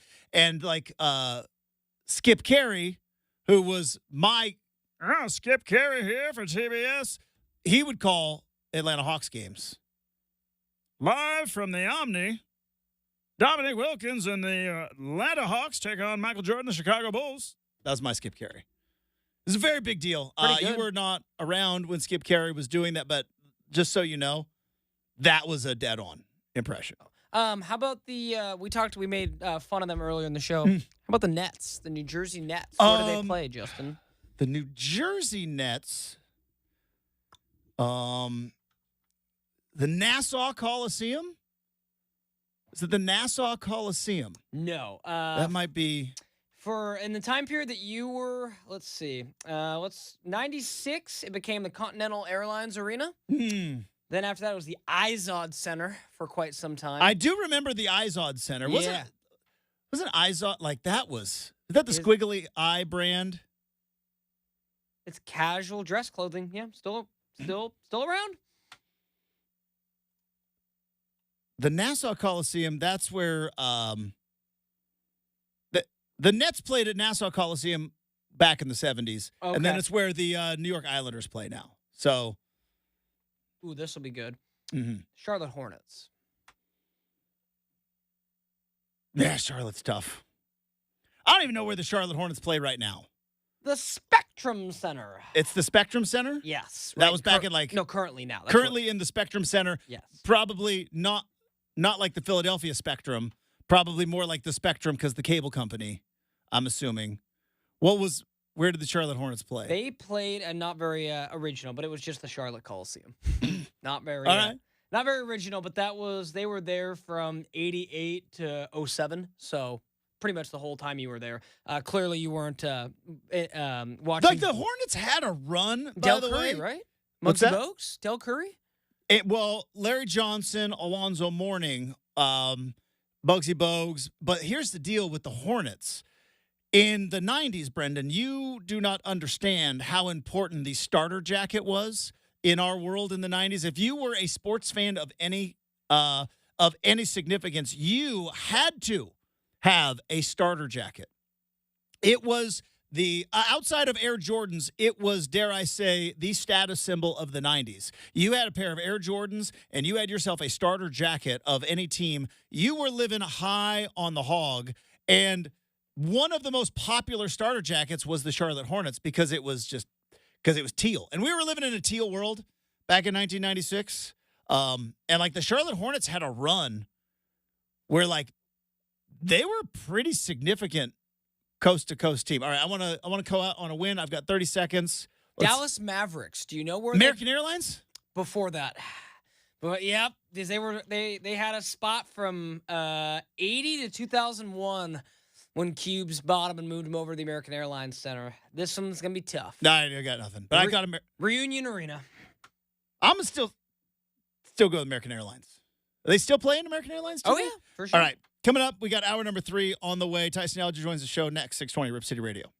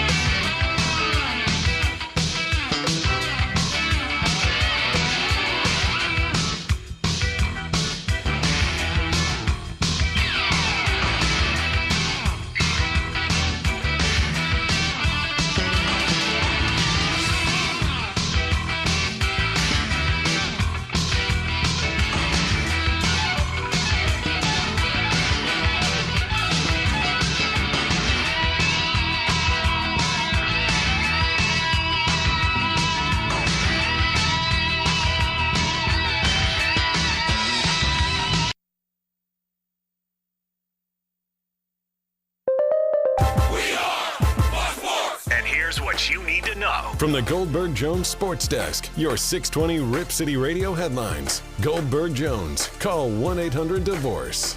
It is 8 a.m. on a Wednesday morning. Justin Myers with you. NBA playoffs rolled on last night. 76ers keep their season alive.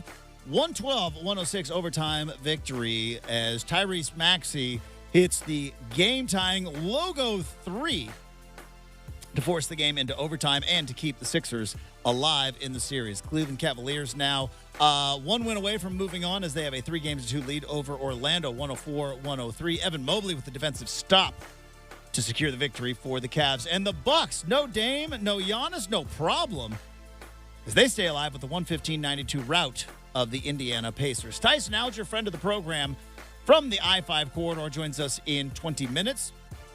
We've got an RCM mailbag, more NBA playoff talk, and an unlikely hero in the baseball world last night. Hour 3 of Rip City Morning starts right now on 620 Rip City Radio.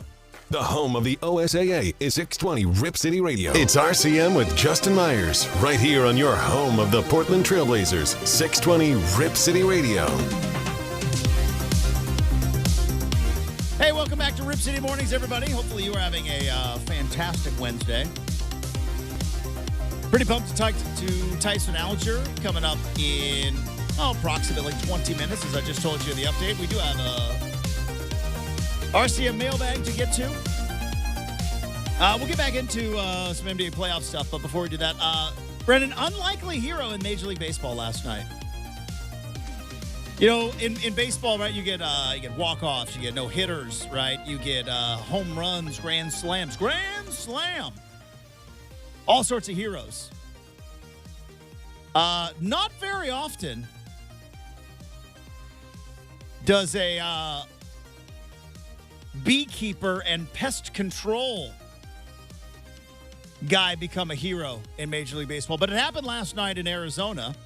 Matt Hilton, now in the midst of his 15 minutes of fame. Did you see the story of the bees in Arizona? I did.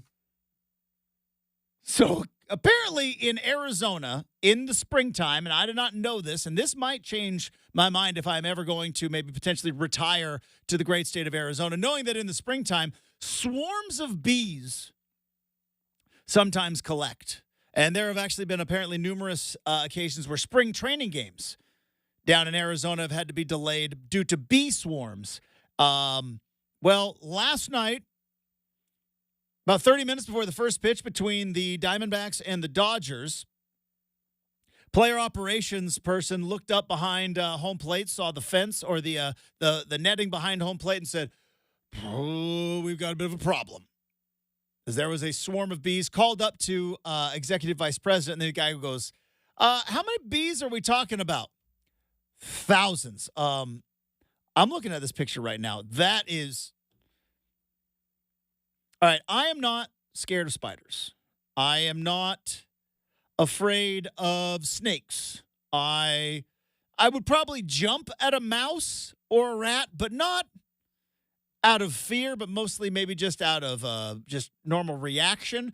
I have a healthy respect for heights, but I'm not afraid of heights. I'm not claustrophobic, Brenden, and I am not scared of the dark. I hate bees. This would scare the living daylights out of me because I am not a big fan of bees.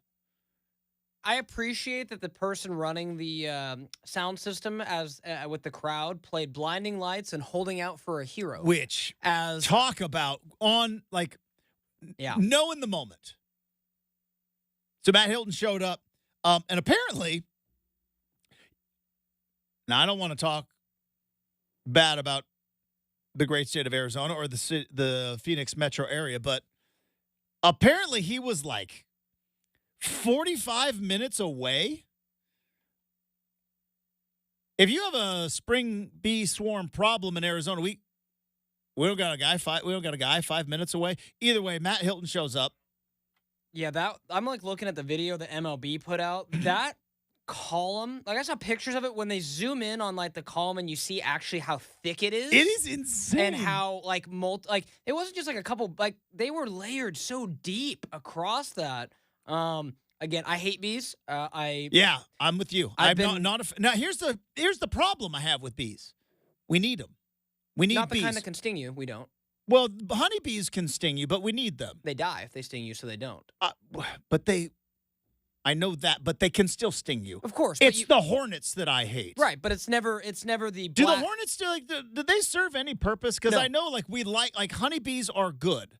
Those are They still scare me though. the black and yellow ones. Yeah, those ones I'm a lot less because I know, hey, it's mutually assured destruction. Right? You come after me, you're not going to be here either. Them hornets, wasps, yellow jackets, they could sting you and keep on smiling. And They are the worst. And I think they are the worst. It's and evolution, right? So they evolved to where, Mother Nature in some way, shape, or form decided, well, there's enough honeybees. Here's bees that can sting and go on with their lives. It's a terrible thing. Oh, I hate it. But yeah, no, we need honeybees, but we do not need hornets, yellow jackets, But I or believe these wasps. were.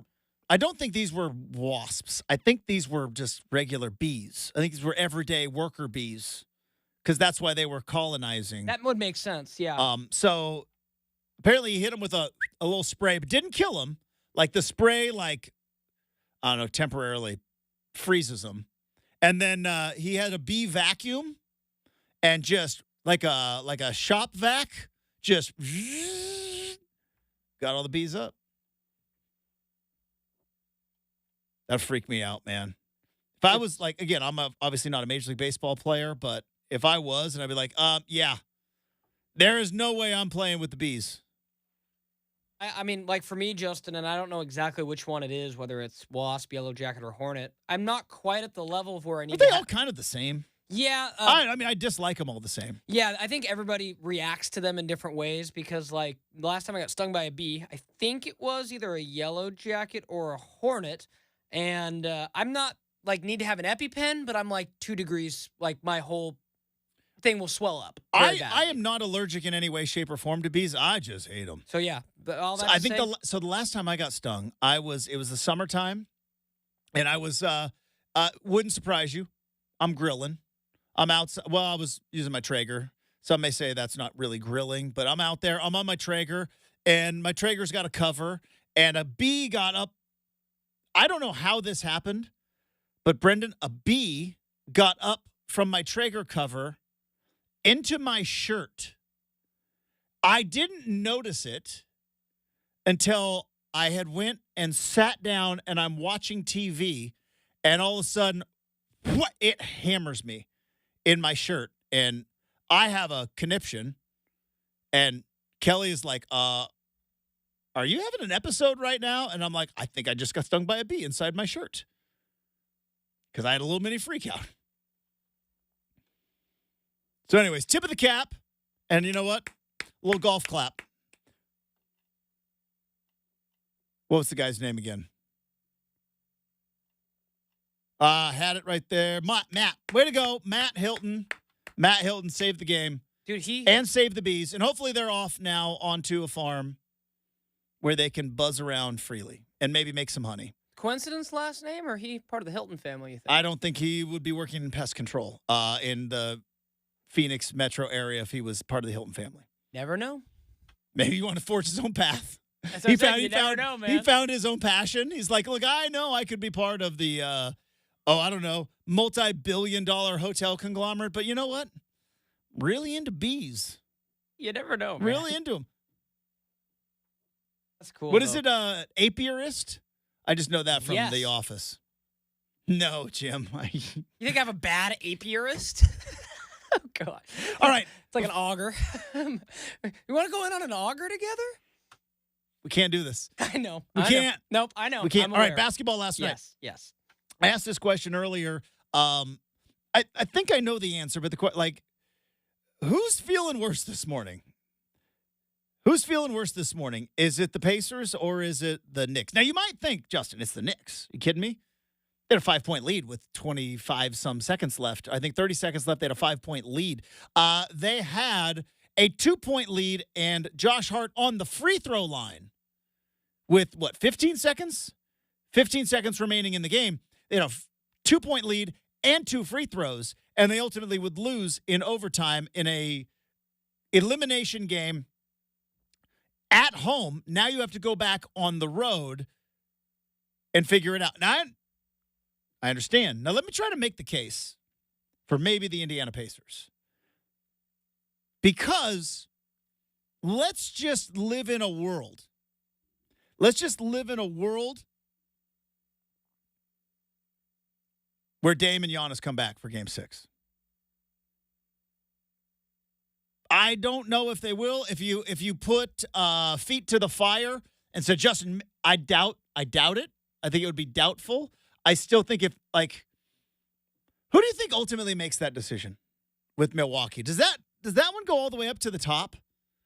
If you are Bucks ownership, which happens to be Oregon State grad, if you are Bucks ownership, do you get involved and just be like, look, we have got these guys with hundreds of millions of dollars invested in these guys.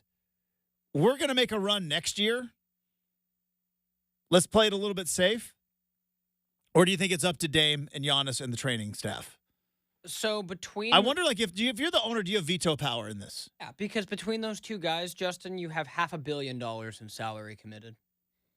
$500 million. That's a lot of money. $500 million between those two players. But on the other hand, if they, because we heard, Giannis strained his calf. It's the Solaris thing. It's what Porzingis has now. Dame had that injury as well. I'm pretty sure I've had that injury. So the last, for instance. So, but if it starts responding, and if they're able to come back, you still got a chance to make a run this year. If you can get them healthy, you got that win last night. This is an opening that you didn't see coming 24 hours ago. 24 hours ago, it was Cancun time. Yeah, I think Pat Bev and everybody, and if you can get them back healthy for Game 6, maybe. I think this is largely lip service meant to give their fans something to be happy about. I don't really think that they're anywhere. I mean, Dame for sure not. I mean, maybe Giannis, but you'd be stupid to bring back. But Dame strained his Achilles, but he played the game though. Yeah. He finished out the game, so I don't know how severe that would be. I'm with you though. $500 million over the next 3 years? 5. 5 years, even better. $500 million over the next 5 years. Do you really want to risk it? We talked about Anthony Davis, Justin, yesterday, making $70 million. The last year of Giannis's deal, he has a player option for $80 million. Just let that settle in. $80 million. Yeah. I mean, Dame's got a player option in his deal for 66. That would have been Portland's. So, I don't think you risk, because you think about it, Justin. Right now, you don't have to do anything. You run it back. You're a championship contender next year. You go run Dame or Giannis out there. Yeah. They pop an Achilles. Not only are you done this year, you're cooked next year. And okay, but if Durant took a whole year off, right? Remember that? I understand that, and so did Clay. Clay took 2 years off, but why does Doc Rivers come out and even say, oh, they're close? If they are anywhere in close of danger, I don't know. Maybe I'm completely wrong. We're not doctors. We said that 4 years ago. We're still going to ride with it now. I'm no expert on muscles. I'm an expert. But I don't think muscles can heal in a week when it's something that bad. For Dame, I don't know about Giannis' thing, but Dame's thing specifically where they're he could barely walk at the end of that game. I don't know. It's going to be. But if they come back, you're the Pacers. It's Nervous Nelly time if they come back. All right. When we come back, Tyson Alger is going to be joining the program from the I-5 corridor. That is next on 620 Rip City Radio.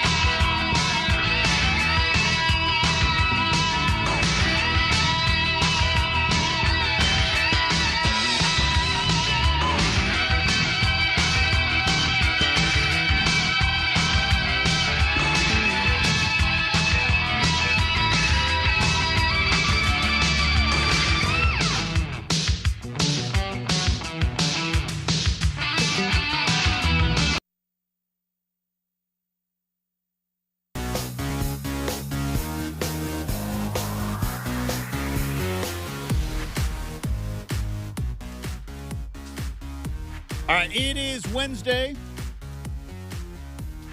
It is 8:20 in the morning right now. So it's now time to bring on our regular Wednesday guest. He is the head writer, CEO, president, founder, also president of the fan club. Hashtag Team RH. If you know, you know. His name is Tyson Alger, and he is on the big show. Tyson, good morning. How we doing, bud? I'm doing good, man. I'm doing really well after the establishing the fan club name yesterday. So, but we can get into that at a different time.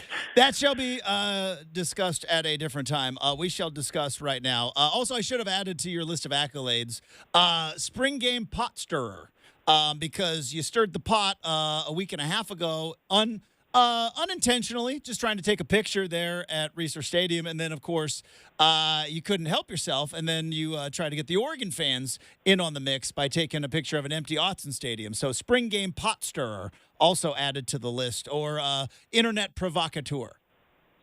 Well, the thing is spring is about getting better, and it's about working on things that maybe you're not quite so good at. And so, I'm just trying to get both respective fan bases up and ready for the new era of football that they're coming into this fall. I mean, Oregon fans are going to be having to deal with Ohio State message board posters. Oregon State fans are going to be having the unruliness of the UNLV boards coming at them. And I'm just trying to, get everybody fine tuned to high quality internet BS.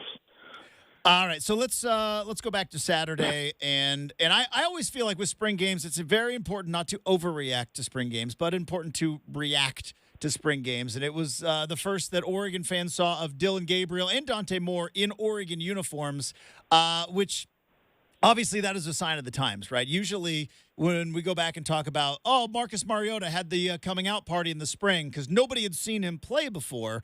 We have seen these guys play at UCLA and at Oklahoma, but to see them in different colors obviously throws fans into an excitement that kind of pumped up and ready for the next season. I guess they looked good. Yeah. I don't know how to really evaluate. It's always the tough thing about a spring game, right? Is the defense bad? Is the offense good? I would say all in all, look pretty good.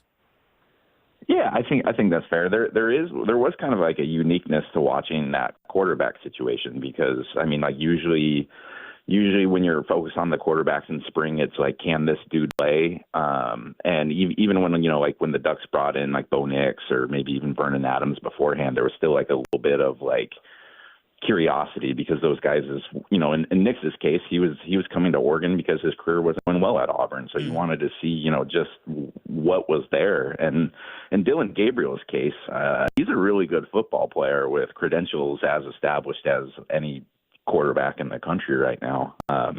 So you kind of know he can play to a certain level. And so I think a lot of Saturday was just kind of getting used to what that looks like. He's a little bit different than Bo. He doesn't look quite as athletic out there, but on those short and intermediate passes to guys like Tez Johnson, I think Tez Johnson's going to catch 100 passes.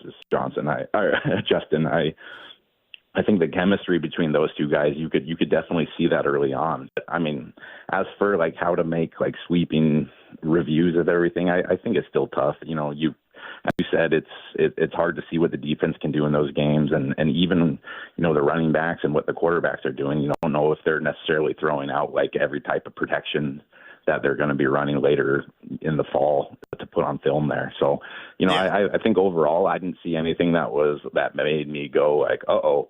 But at the same time, too, this wasn't necessarily Marcus Mariota dropping everybody's jaws when he took the field in 2012, 2011? Yes. 2012. He had an 8-yard run that turned into a touchdown run, and everybody freaked out, and it was he was wearing a red jersey, and it was probably an 8-yard run. But you know what? He would ultimately win a pretty big trophy a couple years later. Well, that was similar to the last play of the game on Saturday. Was Dante Moore technically got stopped for a 12-yard run, but then he just decided that the crowd wants this. Yes, I'm going to take it. I'm going to take it the 67 yards to the house, and that was my favorite moment of the spring game. Just seeing the players have everyone treats this so seriously, and so the players have a little bit of fun to see Dante, who obviously had a tough year last year at UCLA, like kind of embrace the crowd and his teammates, and to see Jackson Powers Johnson throw him up into the air and then drop him down. It was just a kiss way to end a pretty fun Saturday. Tyson Alger from the I-5 corridor joining us here on 620 Rip City Radio. You brought up something interesting, and I haven't really thought about it, which is why we bring you on the big show. Like, we are kind of getting into a new era of quarterback transfers, because for a long, long time in the infancy of this transfer portal thing, it was a lot like Bo Nix, right? Coaching change, it wasn't quite working out, and heck, even a little bit like Dante Moore, where you saw DJU, it wasn't working in Clemson, so he's going to try to get new life in Corvallis. Michael Penix, a little bit of the same way. Injuries and some things. It wasn't working in Indiana, so maybe a new life.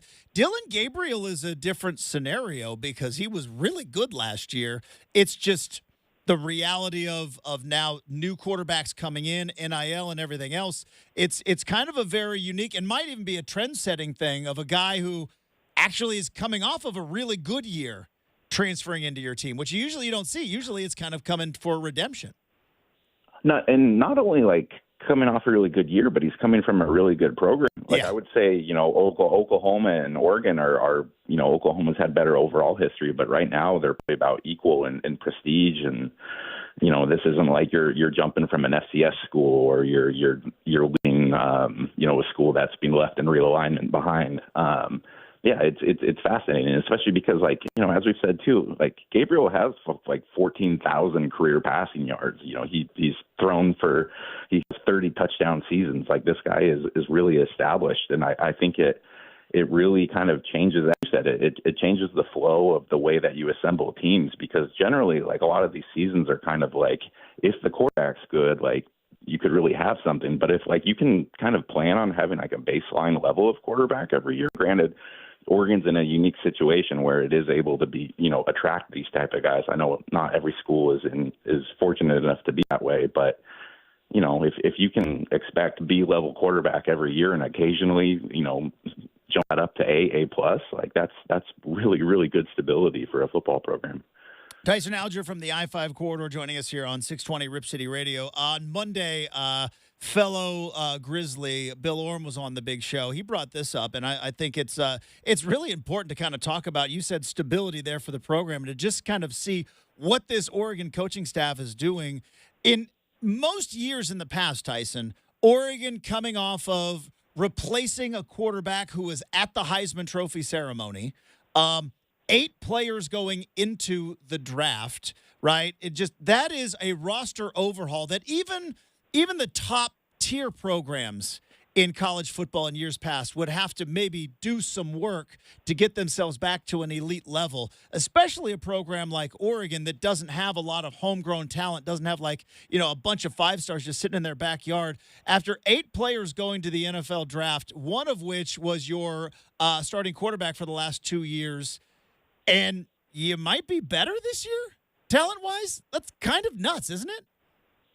Yeah, it definitely is. But this is what you're kind of seeing the fruits of the labor of the type of recruiting that Mario Cristobal started bringing over here, 6-7 years ago now, of just kind of stacking classes upon each other.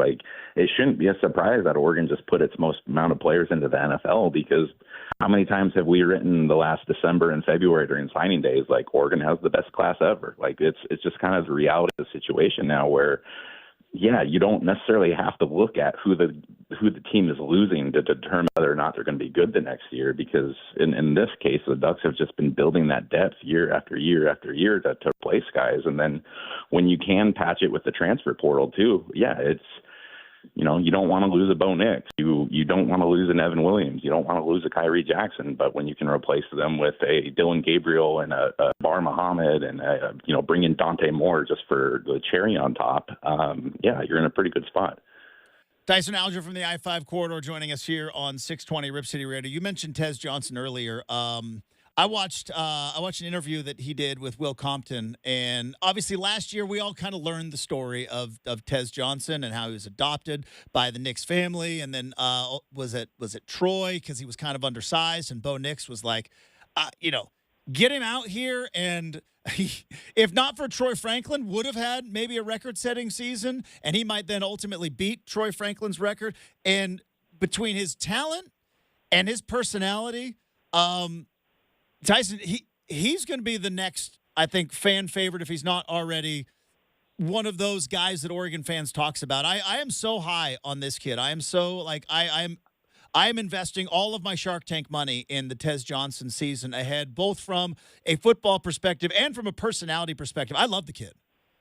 I 100% agree with you. I think he's one of the best interviews on the team. I mean, it was after the spring game, him in his Broncos hat and telling us the story of what his last 36 hours were with. I mean, like, this guy's really comfortable in front of a camera. He's obviously an excellent football player.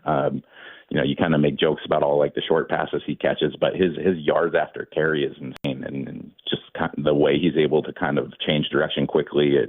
It's in similar ways of some of those fan favorites of Oregon in the past. But what I'm really excited about is I love that he gets a year here without Bo too. Yeah. Like last year was obviously such a large part of his story, but it was always kind of just like the also piece to the Bo Nix story. And I love that Tez gets to kind of have this year to himself, and we get to learn more about just like him and who he is and what makes him tick, instead of just having he's Bo Nix's brother.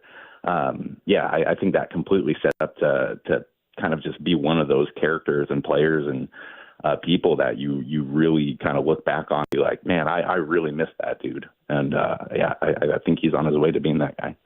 Tyson, you mentioned it, kind of how Oregon football is heading into a new era. It was interesting because talking to Bill on Monday, and I'm sure you probably have maybe the same perspective, it felt very different than my perspective, which was watching it on TV, because when you're watching it, it's like Oregon's playing a spring game. The Pac-12 logo is still on the field.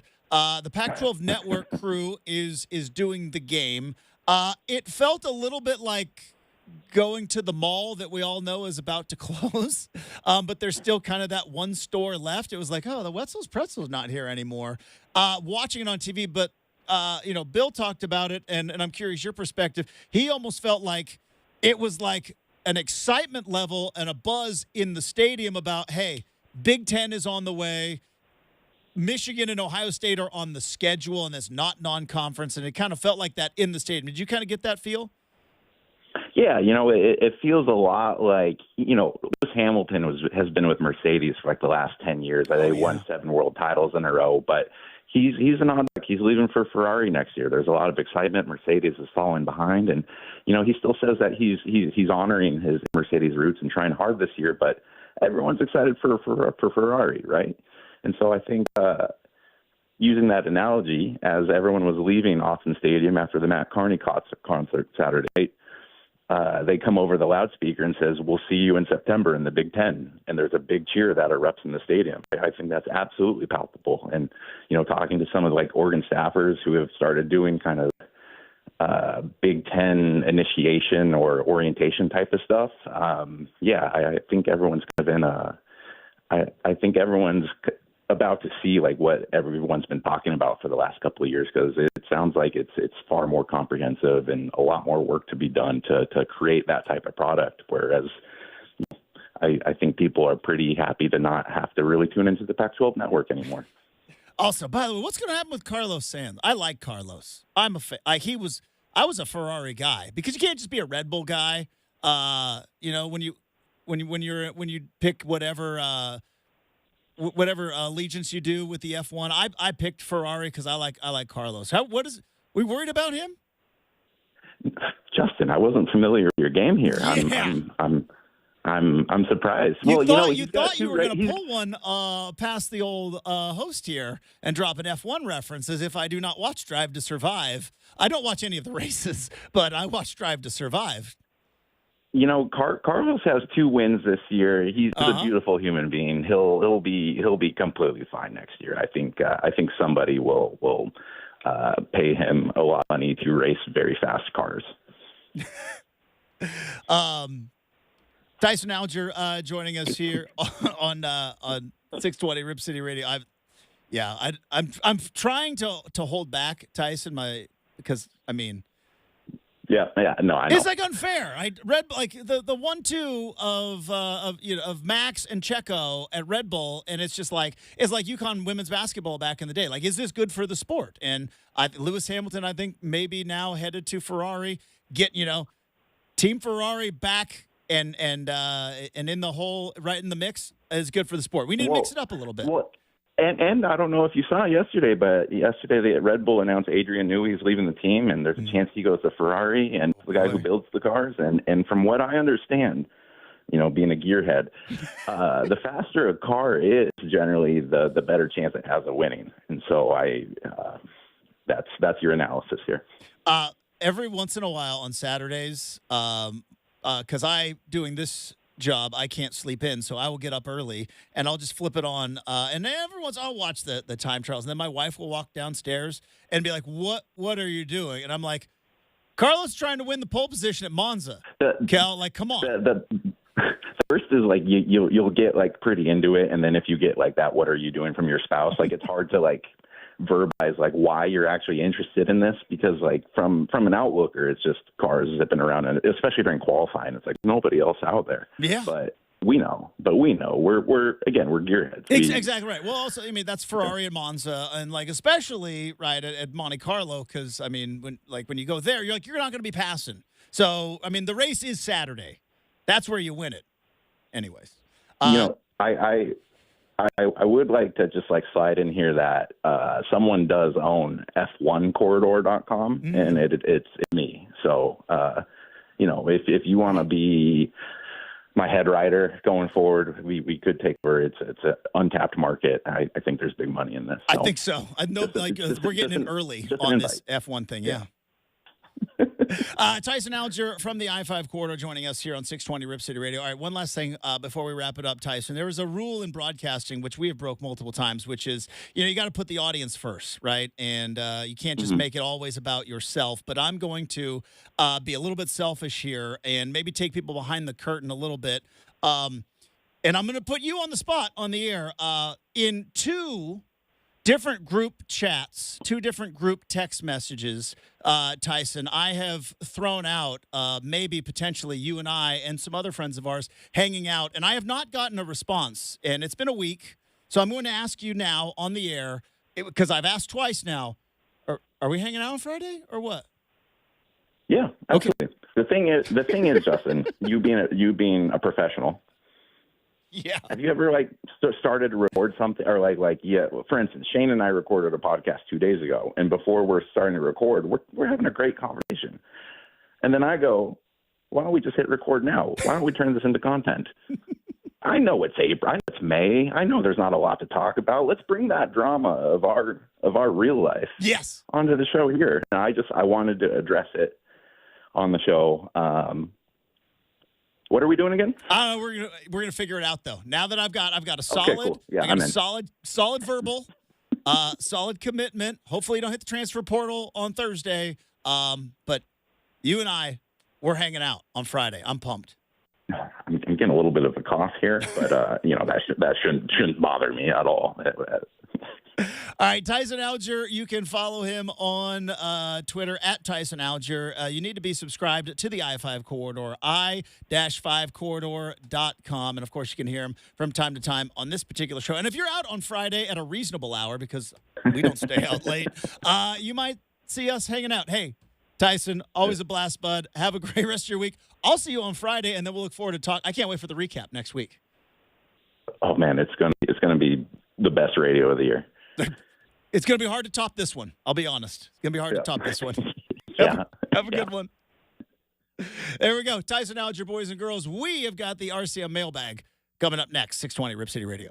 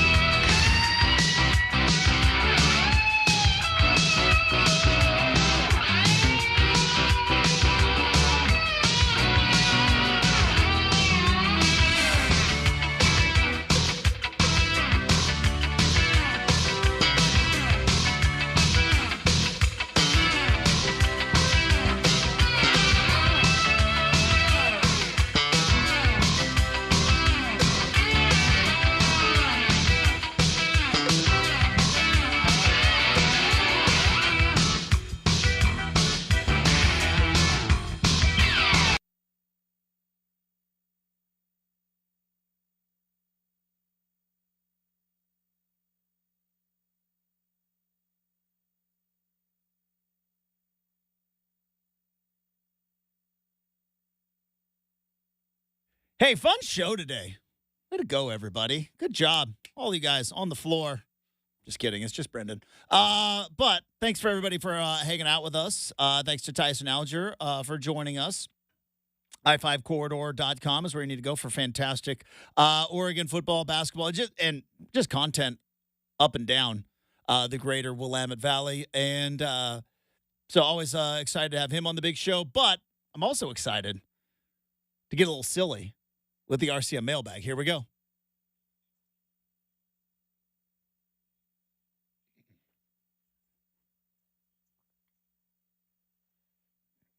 Do you have a sport you're kind of into where I would be like, I didn't see that coming?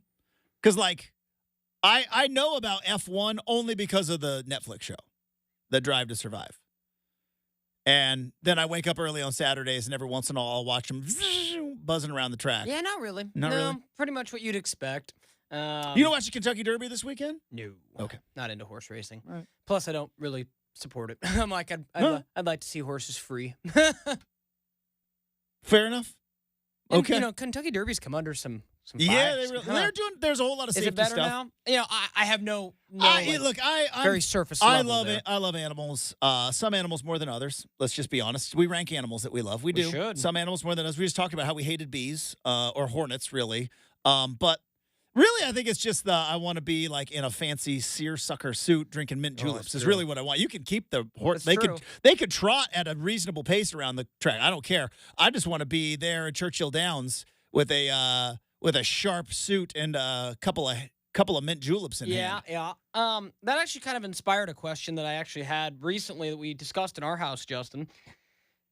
SeaWorlds have come under fire, right? Mhm. Recently, just like, now there's no Ringling Brothers Circus anymore. We Yeah. can all know why. Go look at the history of it. It's tough. It's tough, yeah. SeaWorld is kind of anything like that, kind of the same thing. We all know about Keiko and that whole story. And my question is, why do zoos never come under fire? I think Because it's still all animals in cages. Yeah, but I think it kind of depends on the type. Okay, so I am from Winston. I may have mentioned it a time or two. That's why on I'm this asking show. you. Yeah. And so we have the wildlife safari. Now, the wildlife safari is not Zoo a per zoo. se. It is an actual research facility. So And they have room to move.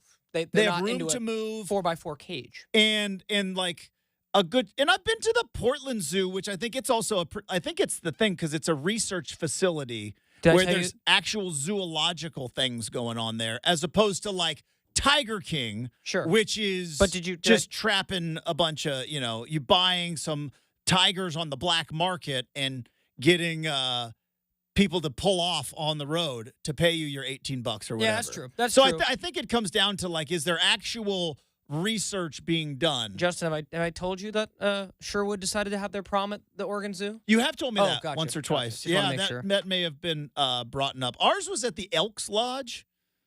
The Elks Lodge. Yeah, that's probably not better. We missed out on the fairgrounds, and so our secondary option was the Elks Lodge. I don't know who at Sherwood thought the zoo was a good idea, especially kids who had to drive from Sherwood and maybe were It's a tough drive, yeah. were how do I say this delicately, Justin? Maybe we're dabbling in adult beverages that evening. Yeah, you shouldn't be, though. Maybe I said maybe there might have been some kids.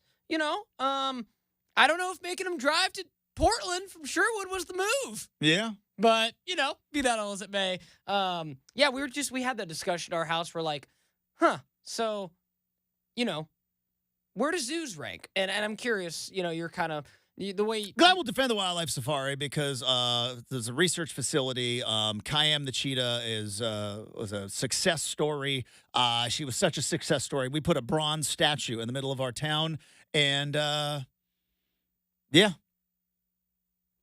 It's a very big deal to us. Yeah, didn't Wildlife Safari get some animals from Tiger King? I think so. Yeah, I was going to think say, so. it's funny you said that, but I'm pretty sure they did. So that, if anything, ups Justin's point. I think it's all in treatment, right? Yeah. Because I do think it is good to be able to, as a kid, go to a zoo and be like, hey, that's a giraffe. That's kind of cool. And to, learn that. I don't think it's cool to, pull off on the side of the road in Oklahoma and see some Yahoo in a cowboy hat, with a bunch of tigers in cages. That'd be where I draw the line. Hey, man, I'll draw the line with Carol, too, man. I said, what? One Yeah, half. she was terrible, too. Yeah, I'm like one half of the whole. But nevertheless, just interesting there. But another question that we had in our house, Justin, recently that is where we turn in the mailbag into Slaughter Table Talks, which I'm not opposed to. Slaughter Dinner Table Talks. I like this. Let's do it. Not table talk. We don't. Well, I mean, on the couch. We don't really eat. Where do you eat? As bad as it is. Reverse mailbag. Yeah. Where do you eat dinner? You're gonna shake. Where do you eat dinner? You're gonna shake your head. I'm gonna preface this by saying I love my family very much. We scatter. So there's 3 of us in our house. Yeah. My mom, my brother, and me, and we'll make dinner. And then Mom has her reality show she wants to watch. Boom. Vanderpump was on last night. Brogan has his show he wants They to went watch. to San Francisco. Drama ensued. Well, see, I'm Not sure I'll hear surprising. about it. But, we all kind of split off. We all kind of eat in our own. Sandoval didn't get invited to Lala's birthday party, though. Okay. Had to uninvite him on FaceTime. I'm sure we'll have some thoughts All right, tomorrow. so where do you watch or where do you eat dinner? Most of the time upstairs in my room. Okay. As lonely as that is, it's like every now and again we'll do something more like family style that can't be moved, like fondue or just like more things that are communal, and we'll sit downstairs and watch TV. But no, it's usually just like Brendan's got what he wants to watch, Yeah. Brogan's got what he wants to watch, and Mom's like, well, you guys don't want to watch the show I want to watch. Just so, grab dinner. Yeah, I mean, All right. I know. Anyway, so what was the before we run out of time? Yes. What was the question? The Yes. discussion topic. Why do microwaves still have popcorn buttons? Dude, Actually, let me rephrase. Let me Why tell do you microwaves something. have preset anything? So our microwave at our house, built in 06, because I saw this. you went and researched it? Well, I just opened it up and it just you says took like, a look. Yeah, Yep. yeah. So it has a popcorn button, a Mhm. chicken button, Yeah, a which pizza button, a doesn't beef work. button, and Would never. a defrost. Those are like the 5. Yeah. And I'm like, the popcorn bags say, do not use the popcorn button. Why does it exist? Justin, the floor is yours to All right, finish with first this off, terrible idea. You struck a nerve here because this is something that bothers me to the no end, and that is the fact that microwaves at one point in our life was the height of technology. The height of technology. You can reheat food without having to fire up your oven. And in the the 60s and the 70s, and then obviously TV dinners came into our lives, and they started making things. You watch the food that built America. They empires were built on foods made specifically for the microwave, and then microwave just got a little bit lazy. Dare I say, resting on its laurels, because a microwave, all they have done since the microwave has been invented was just add more buttons. Here's the problem, though. Those buttons don't work. They don't work at all. A chicken button. Like, what chicken are we talking about? Are we talking about reheating? Are we talking about boneless, skinless chicken breast cooked in the microwave? That's disgusting. What are we talking about here? By 95, Justin, so you're right, they came out in the 70s. By 95, 9.5 out of every 10 Americans had a microwave. They are amazing. You have to have a microwave in your house. What I am saying is, would we have accepted television technology to be the exact same as it was in 1977? We would not have. But microwave technology is the same. And other than the extra buttons that they have added, nothing has been changed to a microwave other than they're smaller and they're cheaper now. Which that's good, but it's still the same. All right, Justin. You put a Hot Pocket into a microwave in 1998. You put a Hot Pocket into a microwave in 2024. It's the same. Guess what the first microwave cost? The first ones that came out. $700. It was $12.95 in 1956. $1,200. Adjusted for inflation, $15,000. It's a lot of money. How about it? Living high on the hog on this microwave. All right, that's going to do it for the big show. Thanks to Tyson, Alger. Thanks to super producer Brenden. Thanks to all of you. Have a terrific Wednesday. We're back at it tomorrow morning, bright and early here on 620 Rip City Radio.